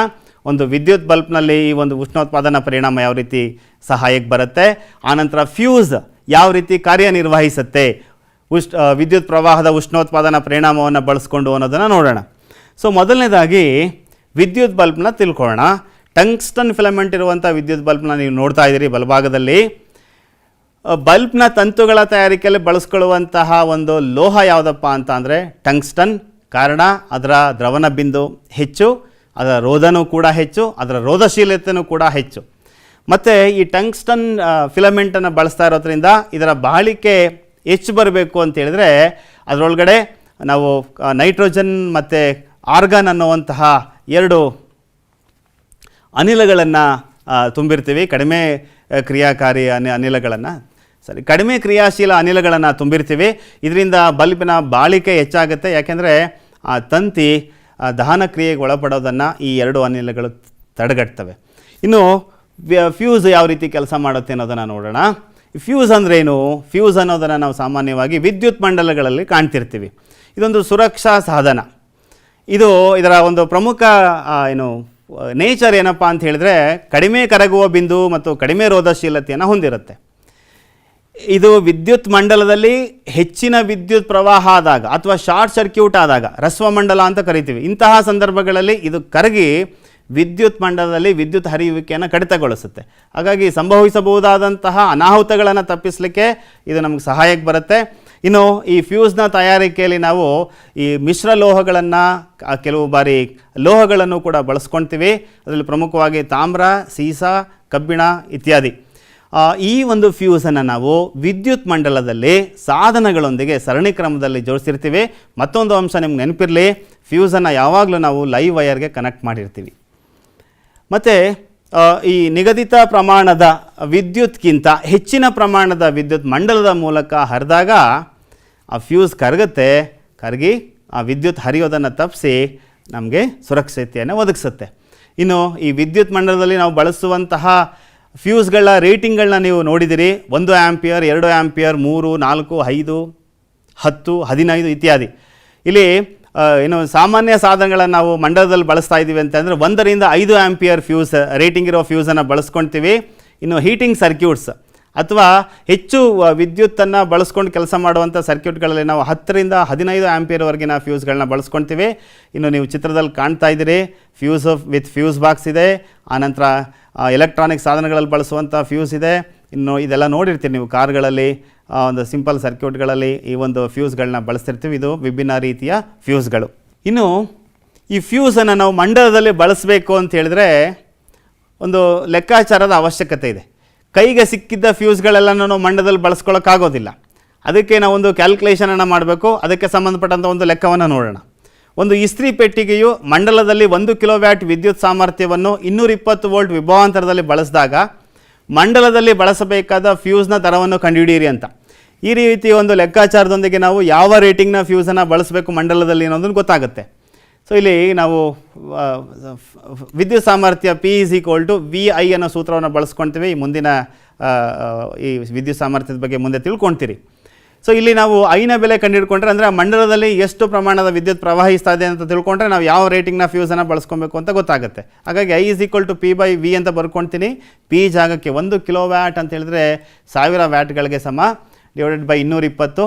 ಎರಡನ್ನು ಸಂಕ್ಷೇಪಿಸಿದಾಗ, ಸರಳೀಕರಣಗೊಳಿಸಿದಾಗ 4.54 ಆಂಪಿಯರ್ ಬಂತು. ಅಂದರೆ 4.54 ಆಂಪಿಯರ್ನಷ್ಟು ವಿದ್ಯುತ್ ಪ್ರವಾಹ ಆ ಮಂಡಲದಲ್ಲಿ ಆಗ್ತಾ ಇದೆ. ಅಂದರೆ ನಾವಿಲ್ಲಿ ಬಳಸಬೇಕಾದಂಥ ಫ್ಯೂಸು ಇದಕ್ಕಿಂತ ಒಂಚೂರು ಜಾಸ್ತಿಯ ರೇಟಿಂಗ್ ಇರುವಂಥದ್ದು. ಹಾಗಾಗಿ ನಾವು ಈ ಮಂಡಲದಲ್ಲಿ 5 ಆಂಪಿಯರ್ ಇರುವಂಥ ಫ್ಯೂಸನ್ನು ಬಳಸ್ಕೊಳ್ತೀವಿ. ಯಾಕೆ ಅಂತ ಅಂದರೆ ಒಂದು ಸ್ವಲ್ಪ ಪ್ರಮಾಣದಲ್ಲಿ ವಿದ್ಯುತ್ ಪ್ರವಾಹ ಜಾಸ್ತಿ ಆದರೂ ತಡ್ಕೊಳ್ಳುತ್ತೆ. 5ಕ್ಕಿಂತ ಹೆಚ್ಚಿನ ಆಂಪಿಯರ್ನಷ್ಟು ವಿದ್ಯುತ್ ಪ್ರವಾಹ ಮಂಡಲದಲ್ಲಿ ಹರಿಯೋಕ್ಕೆ ಸ್ಟಾರ್ಟ್ ಆದರೆ ಫ್ಯೂಸ್ ಕರಗುತ್ತೆ, ಮಂಡಲ ಕಟ್ಟಾಗುತ್ತೆ, ವಿದ್ಯುತ್ ಪ್ರವಾಹ ನಿಲ್ಲುತ್ತೆ. ಹಾಗಾಗಿ ನಾವು ಬಳಸ್ತಾ ಇರುವಂತಹ ಯಾವುದೇ ವಸ್ತು ಹಾಳಾಗೋದು ತಪ್ಪುತ್ತೆ. ಇನ್ನು ಅಧ್ಯಾಯದ ಪ್ರಮುಖ ಅಂಶದ ಕಡೆ ಬಂದಿದ್ದೀವಿ, ವಿದ್ಯುತ್ ಸಾಮರ್ಥ್ಯ. ನಮಗೆ ಇಲ್ಲಿ 2 ರೀತಿಯ ವ್ಯಾಖ್ಯಾನಗಳನ್ನು ನಾವು ಕಾಣ್ಬೋದು. ವಿದ್ಯುತ್ ಸಾಮರ್ಥ್ಯ ಅಂತ ಹೇಳಿದ್ರೆ, ಸಾಮರ್ಥ್ಯ ಅಂದರೆ ಗೊತ್ತಿದೆ ನಿಮಗೆ, ಕೆಲಸ ಮಾಡಿದ ದರವೇ ಅಂತ. ಇನ್ನು ಪ್ರಮುಖವಾದ ಅಂಶಕ್ಕೆ ಬಂದಿದ್ದೀವಿ, ವಿದ್ಯುತ್ ಸಾಮರ್ಥ್ಯ. ನಿಮಗೆ ಸಾಮರ್ಥ್ಯ ಅಂದರೆ ಏನು ಅಂತ ಗೊತ್ತಿದೆ ಮಕ್ಕಳೇ. ಸಾಮರ್ಥ್ಯ ಅಂದರೆ ಏನು? ಕೆಲಸ ಮಾಡುವ ದರವೇ ಸಾಮರ್ಥ್ಯ ಅಂತ. ಇಲ್ಲಿ ವಿದ್ಯುತ್ ಸಾಮರ್ಥ್ಯ ಅಂತಂದರೆ ವಿದ್ಯುತ್ ಶಕ್ತಿಯ ಬಳಕೆಯ ದರವನ್ನು ವಿದ್ಯುತ್ ಸಾಮರ್ಥ್ಯ ಅಂತ ಕರಿತೀವಿ. ಅಂದರೆ ಯಾವ ಪ್ರಮಾಣದಲ್ಲಿ ನಾವು ವಿದ್ಯುತ್ತನ್ನು ಬಳಸ್ಕೊಳ್ತಾ ಇದ್ದೀವಿ ಅನ್ನೋದನ್ನೇ ವಿದ್ಯುತ್ ಸಾಮರ್ಥ್ಯ ಅಂತ ಕರಿತೀವಿ. ಇದನ್ನು ಲೆಕ್ಕಾಚಾರ ಮಾಡಲಿಕ್ಕೆ ನಾವು ಸೂತ್ರವನ್ನು ಬಳಸ್ಕೊಳ್ತೀವಿ. P=VI, P=I²R and P=V²/R. ಈ P=I²R, P=V²/R ಈ ಎರಡೂ ಸೂತ್ರಗಳು ಓಮನ ನಿಯಮದಲ್ಲಿ ಬರುವಂತಹ V=IR ಸೂತ್ರವನ್ನು ಬಳಸ್ಕೊಂಡು ಸಿಂಪ್ಲಿಫೈ ಮಾಡಿದಾಗ VI ಜಾಗಕ್ಕೆ ನಾವು I²R ಮತ್ತು V²R ಅನ್ನು ಪಡ್ಕೊಳ್ತೀವಿ. ಇನ್ನು ಇದರ SI ಮಾನ, ಅಂತಾರಾಷ್ಟ್ರೀಯ ಏಕಮಾನ ವ್ಯಾಟ್. 1 ವ್ಯಾಟ್ನ ಅರ್ಥವನ್ನು ನಾವು ತಿಳಿದುಕೊಳ್ಳೋಣ. ಯಾವುದೇ ಒಂದು ಸಾಧನ, ವಿದ್ಯುತ್ ಸಾಧನ 1 ವೋಲ್ಟ್ ವಿಭವಾಂತರದಲ್ಲಿ ಕೆಲಸ ಮಾಡಬೇಕಾದ್ರೆ ಅದರ ಮೂಲಕ 1 ಆಂಪಿಯರ್ನಷ್ಟು ವಿದ್ಯುತ್ ಪ್ರವಾಹ ಉಂಟಾದರೆ ಆ ಸಾಧನದಲ್ಲಿ ಬಳಕೆಯಾದಂತಹ ವಿದ್ಯುತ್ನ ಪ್ರಮಾಣ 1 ವ್ಯಾಟ್ ಆಗಿರುತ್ತೆ. ಇದು 1 ವ್ಯಾಟ್ನ ಅರ್ಥ. ನಿಮಗೆ ಗೊತ್ತಿದೆ, ಒಂದು ಕಮರ್ಷಿಯಲ್ ಯೂನಿಟ್ ಅಂತ ಕರಿತೀವಿ, ವಾಣಿಜ್ಯ ಏಕಮಾನ ಕಿಲೋವ್ಯಾಟ್ ಅವರ್, ಅದನ್ನು 1 ಯೂನಿಟ್ ಅಂತಲೂ ಕೂಡ ಕರಿತೀವಿ. ಇದಿಷ್ಟು ವಿದ್ಯುತ್ ಸಾಮರ್ಥ್ಯಕ್ಕೆ ಸಂಬಂಧಪಟ್ಟಂಥ ಪ್ರಮುಖ ಅಂಶಗಳು. ಇನ್ನು ವಿದ್ಯುತ್ ಸಾಮರ್ಥ್ಯವನ್ನು ಬಳಸ್ಕೊಂಡು ಒಂದು ಸರಳ ಲೆಕ್ಕವನ್ನು ಯಾವ ರೀತಿ ಲೆಕ್ಕಾಚಾರ ಮಾಡ್ತೀವಿ, ಅಥವಾ ಗೃಹ ಬಳಕೆಯ ವಸ್ತುಗಳಲ್ಲಿ ಅಥವಾ ನಾವು ದಿನನಿತ್ಯ ಜೀವನದಲ್ಲಿ ಬಳಸ್ತಾ ಇರುವಂತಹ ವಿದ್ಯುತ್ ತಿಂಗಳ ಕೊನೆಯಲ್ಲಿ ವಿದ್ಯುತ್ ಬಿಲ್ಲಾಗಿ ಮಾರ್ಪಾಟಾಗುತ್ತೆ. ಗೊತ್ತಿದೆ ನಿಮಗೆ, ಆ ವಿದ್ಯುತ್ ಬಿಲ್ಲಲ್ಲಿ ಎಷ್ಟು ಯೂನಿಟನ್ನು ಬಳಸ್ಕೊಂಡಿದ್ದೀವಿ ಮತ್ತು ಅದರ ದುಡ್ಡು ಎಷ್ಟು, ಅಮೌಂಟ್ ಎಷ್ಟಾಗಿದೆ ಅನ್ನೋದನ್ನು ನೀವು ಆ ಬಿಲ್ಲಲ್ಲಿ ಕಾಣ್ತೀರಿ. ಅದನ್ನು ಯಾವ ರೀತಿ ಲೆಕ್ಕಾಚಾರ ಮಾಡ್ತಾರೆ ಅನ್ನೋದನ್ನು ನೋಡೋಣ. ಪ್ರಶ್ನೆ ಹೀಗಿದೆ: 400 ವ್ಯಾಟ್ ದರದ ರೆಫ್ರಿಜರೇಟರ್ ದಿನಕ್ಕೆ 8 ಗಂಟೆಗಳ ಕಾಲ ಬಳಕೆ ಆಗ್ತಾ ಇದೆ. 1 ಕಿಲೋವ್ಯಾಟ್ ಅವರ್ಗೆ Ru3ರಂತೆ 30 ದಿನಗಳವರೆಗೆ ಕಾರ್ಯನಿರ್ವಹಿಸುವ ಶಕ್ತಿಯ ಮೌಲ್ಯವೇನು ಅಂತ. ಅಂದರೆ ಒಂದು ತಿಂಗಳಲ್ಲಿ ಈ ಒಂದು ರೆಫ್ರಿಜರೇಟರ್ ದಿನಕ್ಕೆ 8 ಗಂಟೆ ಕೆಲಸ ಮಾಡಿ 1 ಕಿಲೋವ್ಯಾಟ್ ಅವರ್ ಸಾಮರ್ಥ್ಯವನ್ನು, ವಿದ್ಯುತ್ತನ್ನು ಬಳಕೆ ಮಾಡಿಕೊಂಡ್ರೆ ಬರುವಂತಹ ಬಿಲ್ ಎಷ್ಟು ಅನ್ನೋದು ಈ ಪ್ರಶ್ನೆಯ ಒಂದು ಅರ್ಥ. ಅದನ್ನು ಯಾವ ರೀತಿ ಲೆಕ್ಕಾಚಾರ ಮಾಡ್ತೀವಿ ಅಂತ ನೋಡೋಣ. ಸೊ ಇಲ್ಲಿ ನಾನು 30 ದಿನಗಳಲ್ಲಿ ರೆಫ್ರಿಜರೇಟರ್ ಬಳಸಿದ ಒಟ್ಟು ಶಕ್ತಿಯನ್ನು ಲೆಕ್ಕಾಚಾರ ಮಾಡ್ತಾ ಇದ್ದೀನಿ. ಅದನ್ನು ಲೆಕ್ಕಾಚಾರ ಮಾಡಲಿಕ್ಕೆ 400 × 8 × 3 ಇವು 3ಅನ್ನು ಗುಣಿಸ್ಕೊಂಡೆ. ಒಂದು ತಿಂಗಳಲ್ಲಿ ಬಳಸುವಂಥ ಶಕ್ತಿ ಒಟ್ಟಾರೆ ನನಗೆ 96,000 ವ್ಯಾಟ್ ಅವರ್ ಬಂತು. ಅದನ್ನು ಕಿಲೋವ್ಯಾಟ್ ಅವರ್ಗೆ ಕನ್ವರ್ಟ್ ಮಾಡಿಕೊಂಡಾಗ 96 ಕಿಲೋವ್ಯಾಟ್ ಅವರ್ ಬಂತು. ಮತ್ತು ಅದನ್ನು ಒಂದು ಯೂನಿಟ್ಗೆ ಅಥವಾ 1 ಕಿಲೋವ್ಯಾಟ್ ಅವರ್ಗೆ 3 ರೂಪಾಯಿ ಅಂತ ಆಗಿರೋದ್ರಿಂದ 96 ಕಿಲೋವ್ಯಾಟ್ ಅವರ್ಗೆ ಎಷ್ಟಾಯ್ತಪ್ಪ ದುಡ್ಡು ಅಂತ ಹೇಳಿದರೆ ಅದನ್ನು ನಾನು 96 ಇಂಟು 3 ಗುಣಿಸ್ಕೊಳ್ತೀನಿ, ಒಟ್ಟು ರು 288 ಆಗುತ್ತೆ. ಹೀಗೆ ನೀವು ಇಲ್ಲಿ ಕೇವಲ ಒಂದು ರೆಫ್ರಿಜರೇಟರ್ನ ಬಳಸ್ಕೊಂಡಿರೋ ಲೆಕ್ಕಾಚಾರವನ್ನು ನೋಡಿದ್ದೀರಿ. ಒಂದು 2 ಬಲ್ಬನ್ನು ತೆಗೆದುಕೊಳ್ಳಿ, 40 ವ್ಯಾಟ್ ಒಂದು 100 ವ್ಯಾಟ್ನ 2 ಬಲ್ಬನ್ನು ತೆಗೆದುಕೊಳ್ಳಿ, ಮತ್ತು ಟಿ ವಿ ಎಷ್ಟು ವ್ಯಾಟ್ ಅವರ್ ಇರುತ್ತೆ ಅನ್ನೋದನ್ನು ನೋಡ್ಕೊಳ್ಳಿ. ಒಂದು ದಿನಕ್ಕೆ ಸಾಮಾನ್ಯವಾಗಿ ಎಷ್ಟು ಅವರ್ ಯೂಸ್ ಮಾಡ್ತಾ ಇದೆ ಅಂತ ನೀವು ಲೆಕ್ಕಾಚಾರ ಮಾಡಿಕೊಂಡ್ರೆ 30 ದಿನಗಳಲ್ಲಿ ಅದು ಒಟ್ಟು ಎಷ್ಟು ಯೂನಿಟನ್ನು ಬಳಸ್ಕೊಳ್ಳುತ್ತೆ, ಒಟ್ಟು ಎಷ್ಟು ದುಡ್ಡು ಬರುತ್ತೆ ಅನ್ನೋದನ್ನು ಒಂದು ಸರಳ ಲೆಕ್ಕಾಚಾರಗಳನ್ನ ನೀವೇ ಮನೆಯಲ್ಲಿ ಮಾಡ್ಕೊಳ್ಬೋದು. ಅಭ್ಯಾಸದ ಲೆಕ್ಕಗಳನ್ನ ನೀವು ಕೂಡ ಬಳಸ್ಕೊಳ್ಳಿ ಅಂತ ಹೇಳ್ತಾ, ಈಗ ಕೊನೆಯದಾಗಿ ಈ ಅಧ್ಯಾಯದಲ್ಲಿ ಪ್ರಮುಖವಾದಂಥ ಅಂಶಗಳನ್ನು ಏನೇನು ಕಲ್ತ್ಕೊಂಡ್ವಿ ಅನ್ನೋದನ್ನು ಒಂದು ಸಾರಿ ರೀಕಾಲ್ ಮಾಡ್ಕೊಂಬಿಡೋಣ. ಸೊ ಇಲ್ಲಿ ಭೌತಿಕ ಪರಿಮಾಣಗಳನ್ನು ನೋಡೋಣ, ಅದರ ಅಂತಾರಾಷ್ಟ್ರೀಯ ಏಕಮಾನ ಮತ್ತು ಯಾವ್ಯಾವ ಸಾಧನವನ್ನು ಬಳಸ್ತೀವಿ ಅನ್ನೋದನ್ನು ಒಂದು ಸಾರಿ ನೆನಪು ಮಾಡ್ಕೊಳ್ಳೋಣ. ಮೊದಲನೇದು ವಿದ್ಯುತ್ ಆವೇಶ ಗೊತ್ತಿದೆ ನಿಮಗೆ. ವಿದ್ಯುತ್ ಆವೇಶದ ಅಂತಾರಾಷ್ಟ್ರೀಯ ಏಕಮಾನ ಏನು ಅಂತ ಕೂಲಂ ಸಾಧನ. ನಮ್ಮ ಪುಸ್ತಕದಲ್ಲಿರುವಂಥ ಅಂಶಗಳ ಬಗ್ಗೆ ನಾನು ಈ ಒಂದು ಸಣ್ಣ ಪ್ರಶ್ನೆಯನ್ನು ಕೇಳ್ತಾ ಇದ್ದೀನಿ. ಅಳೆಯುವ ಸಾಧನ ಇಲ್ಲ. ವಿದ್ಯುತ್ ಪ್ರವಾಹ ಅದರ ಅಂತಾರಾಷ್ಟ್ರೀಯ ಏಕಮಾನ ಆಂಪಿಯರ್, ಅದನ್ನು ಅಳೆಯುವಂಥ ಸಾಧನ ಅಮ್ಮೀಟರ್ ಗೊತ್ತಿದೆ. ನೀವೇ ಹೇಳಬೇಕೀಗ. ವಿದ್ಯುತ್ ವಿಭವಾಂತರ ನಿಮ್ಮ ಊಹೆ ವೋಲ್ಟ್ ಸರಿಯಾಗಿದೆ. ಅಳೆಯುವ ಸಾಧನ ವೋಲ್ಟ್ ಮೀಟರ್ ಅದು ಕೂಡ ಸರಿಯಾಗಿದೆ. ಮುಂದೆ ರೋಧ ನೋಡೋಣ. ಅದರ ಅಂತಾರಾಷ್ಟ್ರೀಯ ಏಕಮಾನ ಎಸ್ ಓಮ್. ರೋಧ ಅದರ ಅಂತಾರಾಷ್ಟ್ರೀಯ ಏಕಮಾನ ಓಮ್ ನಿಮಗೆ ನೆನಪಾಯಿತು. ಆನಂತರ ರೋಧಶೀಲತೆ ಅದರ ಅಂತಾರಾಷ್ಟ್ರೀಯ ಏಕಮಾನ ಓಮ್ ಮೀಟರ್. ಕೊನೆಯದಾಗಿ ಈಗ ತಾನೇ ತಿಳಿದುಕೊಂಡಂಥದ್ದು ವಿದ್ಯುತ್ ಸಾಮರ್ಥ್ಯ ಅಂತಾರಾಷ್ಟ್ರೀಯ ಏಕಮಾನ ಎಕ್ಸಾಕ್ಟ್ಲಿ ಕರೆಕ್ಟ್ ವ್ಯಾಟ್. ಇನ್ನು ಅಳೆಯುವ ಸಾಧನ. ಈಗ ಇಲ್ಲಿ ಈ ಒಂದು ಚಾರ್ಟನ್ನು ನೋಡಿದಾಗ ನಿಮಗೆ ಒಟ್ಟಾರೆ ಒಂದು ಏನೋ ನೆನಪು ಮಾಡ್ಕೊಬೇಕಾಗಿರುವಂಥ ಪ್ರಮುಖವಾದ ಅಂಶ ಅಂತ ಹೇಳಿದ್ರೆ ಇಲ್ಲಿ 2 ಸಾಧನಗಳ ಒಂದು ಉಲ್ಲೇಖ ಆಗಿದೆ. ಒಂದು ಅಮ್ಮೀಟರ್ ಮತ್ತು ವೋಲ್ಟ್ ಮೀಟರ್. ಅದನ್ನು ಎಲ್ಲಿ ಬಳಸ್ತೀವಿ, ಹೇಗೆ ಬಳಸ್ತೀವಿ ಅಂತ ಮತ್ತೊಮ್ಮೆ ನೀವು ನೆನಪು ಮಾಡ್ಕೊಳ್ಳಿ. ಇನ್ನು ಪ್ರಮುಖವಾದಂತಹ ಒಂದು ಸೂತ್ರಗಳನ್ನ ನೋಡ್ಬೋಣ ಈ ಅಧ್ಯಾಯದ್ದು. ಇದೆಲ್ಲ ನೀವು ಕಲ್ತ್ಕೊಂಡಿದ್ದೀರಿ. I is equal to Q by T, V is equal to W by Q and V is equal to IR. ಆನಂತರ ರೋಧಕಗಳ ಸರಣಿ ಮತ್ತು ಸಮಾಂತರ ಜೋಡಣೆಯ ಸೂತ್ರ, ಜೌಲನ ಉಷ್ಣೋತ್ಪಾದನಾ ನಿಯಮದ ಸೂತ್ರ, ಇನ್ನು ವಿದ್ಯುತ್ ಸಾಮರ್ಥ್ಯಕ್ಕೆ ಸಂಬಂಧಪಟ್ಟಂಥ ಸೂತ್ರ. ಈ ಸೂತ್ರಗಳನ್ನು ನೀವು ಪ್ರಾಕ್ಟೀಸ್ ಮಾಡಿಕೊಂಡ್ರೆ ಈ ಅಧ್ಯಾಯದಲ್ಲಿ ಕೇಳಲ್ಪಡುವಂಥ ಒಂದು ಪ್ರಮುಖವಾದ ಪ್ರಶ್ನೆ 2 ಅಂಕಕ್ಕೆ ಅಥವಾ 3 ಅಂಕಕ್ಕೆ ಪ್ರಾಬ್ಲಮ್ ಮೇಲೆ ಇರುತ್ತೆ, ಲೆಕ್ಕಾಚಾರಗಳ ಮೇಲೆ ಇರುತ್ತೆ, ನ್ಯೂಮರಿಕಲ್ ಪ್ರಾಬ್ಲಮ್ಸ್ ಮೇಲೆ. ಈ ಸೂತ್ರಗಳನ್ನ ನೀವು ನೆನಪು ಮಾಡ್ಕೊಂಬಿಟ್ರೆ, ಅರ್ಥ ಮಾಡ್ಕೊಂಬಿಟ್ರೆ ದತ್ತಾಂಶಗಳನ್ನು ಓದ್ಕೊಂಡು ನೀವು ಸುಲಭವಾಗಿ ಲೆಕ್ಕಗಳನ್ನ ಬಿಡಿಸ್ಬೋದು. ಇನ್ನು ಒಂದು ಪ್ರಶ್ನೆಗಳು ಯಾವ ರೀತಿ ಇರೋದನ್ನು ನೋಡ್ಬೋಣ. 1 ಅಂಕದ ಪ್ರಶ್ನೆಗಳು ಇಲ್ಲೊಂದು ಅಷ್ಟು ಲಿಸ್ಟ್ ಕೊಟ್ಟಿದ್ದೀನಿ. ಇವೇ ಅಂತ ಅಲ್ಲ, ಇವು ಒಂದು ಸ್ಯಾಂಪಲ್ ಆಫ್ ಕ್ವಶನ್ಸ್ ಅಷ್ಟೇ. ಕೆಲವು ಪ್ರಶ್ನೆಗಳನ್ನು ಆಯ್ಕೆ ಮಾಡ್ಕೊಂಡಿದ್ದೀನಿ. ಈ ಥರದ ಸಾಕಷ್ಟು ಪ್ರಶ್ನೆಗಳನ್ನ ನೀವೇ ತಯಾರಿಸ್ಕೊಂಡು ಉತ್ತರಿಸ್ಕೊಳ್ಬೋದು. ಇದು 1 ಅಂಕದ ಪ್ರಶ್ನೆಯಲ್ಲಿ ನಾವು ನಿರೀಕ್ಷಿಸ್ಬೋದು. ಇನ್ನು 2 ಅಂಕದ ಪ್ರಶ್ನೆಗಳು ಅಂದರೆ ದೀರ್ಘ ಉತ್ತರವನ್ನು ಬಯಸುವಂಥ ಪ್ರಶ್ನೆಗಳನ್ನ ನೋಡೋಣ. ಇದು ಕೂಡ 1 ಅಂಕದ ಪ್ರಶ್ನೆಯಲ್ಲೇ ಬರುವಂಥ ಪ್ರಶ್ನೆಗಳೇ. ಜೌಲನ ಉಷ್ಣೋತ್ಪಾದನಾ ನಿಯಮವನ್ನು ನಿರೂಪಿಸಿ, ವಿದ್ಯುತ್ ಸಾಮರ್ಥ್ಯ ಎಂದರೇನು, ಅದರ ಅಂತಾರಾಷ್ಟ್ರೀಯ ಏಕಮಾನ, ಇದೆಲ್ಲ 1 ಅಂಕದಲ್ಲಿ ಕೇಳುವಂಥದ್ದು. ಇನ್ನು ದೀರ್ಘ ಉತ್ತರವನ್ನು ಬಯಸುವಂಥ ಪ್ರಶ್ನೆಗಳ ವಿಧ ಹೀಗಿದೆ. ವಿದ್ಯುತ್ ಪ್ರವಾಹ ಎಂದರೇನು, ವಿದ್ಯುತ್ ಪ್ರವಾಹವನ್ನು ಅಳೆಯುವ ಸಾಧನವನ್ನು ಹೆಸರಿಸಿ. ಈಗ ನಿಮಗೆ ಗೊತ್ತಾಗ್ತಾ ಇದೆ ಒಂದು ಯಾವ ಲಾಂಗ್ ಆನ್ಸರ್ ಟೈಪ್ ಯಾವುದಾರ ಒಂದು 2 ಕ್ವಶನ್ ಮರ್ಜ್ ಆಗಿರುತ್ತೆ.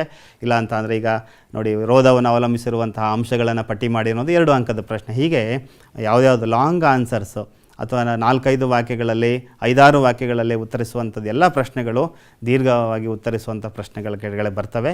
ಆ ಥರದಲ್ಲಿ ನೀವು ಪಠ್ಯಪುಸ್ತಕದಲ್ಲೂ ಕೂಡ ಕಾಣ್ತೀರಿ. ಸೊ ಹೀಗೆ ನೀವು ಅಭ್ಯಾಸವನ್ನು ಮಾಡಿಕೊಂಡದ್ದೇ ಆದರೆ ಖಂಡಿತವಾಗಿಯೂ ಮಕ್ಕಳ ಈ ಪಾಠದಲ್ಲಿ ಕನಿಷ್ಠ 7ರಿಂದ 8 ಅಂಕಗಳಿಗೆ ಪ್ರಶ್ನೆ ಮೂಡಿಬರ್ತವೆ. ನೀವು 8ಕ್ಕೆ 8 ಅಂಕಗಳನ್ನ ಈ ಪಾಠದಲ್ಲಿ ಗಳಿಸ್ಲಿಕ್ಕೆ ಸಾಧ್ಯ ಆಗುತ್ತೆ. ಅಭ್ಯಾಸ ಚೆನ್ನಾಗಿ ಮಾಡ್ಕೊಳ್ಳಿ. ಇಲ್ಲಿ ತನಕ ನೆನಪು ಮಾಡ್ಕೊಂಡ್ರಿ, ಪಾಠವನ್ನು ಅಧ್ಯಾಯವನ್ನು ನೆನಪು ಮಾಡ್ಕೊಂಡ್ರಿ. ಮತ್ತೊಮ್ಮೆ ಈಗ ಮತ್ತೆ ಇದನ್ನು ಪ್ರಾಕ್ಟೀಸ್ ಮಾಡ್ಲಿಕ್ಕೆ ಸ್ಟಾರ್ಟ್ ಮಾಡಿ. ನಿಮಗೆಲ್ಲರಿಗೂ ಶುಭವನ್ನು ಹಾರೈಸ್ತೇನೆ.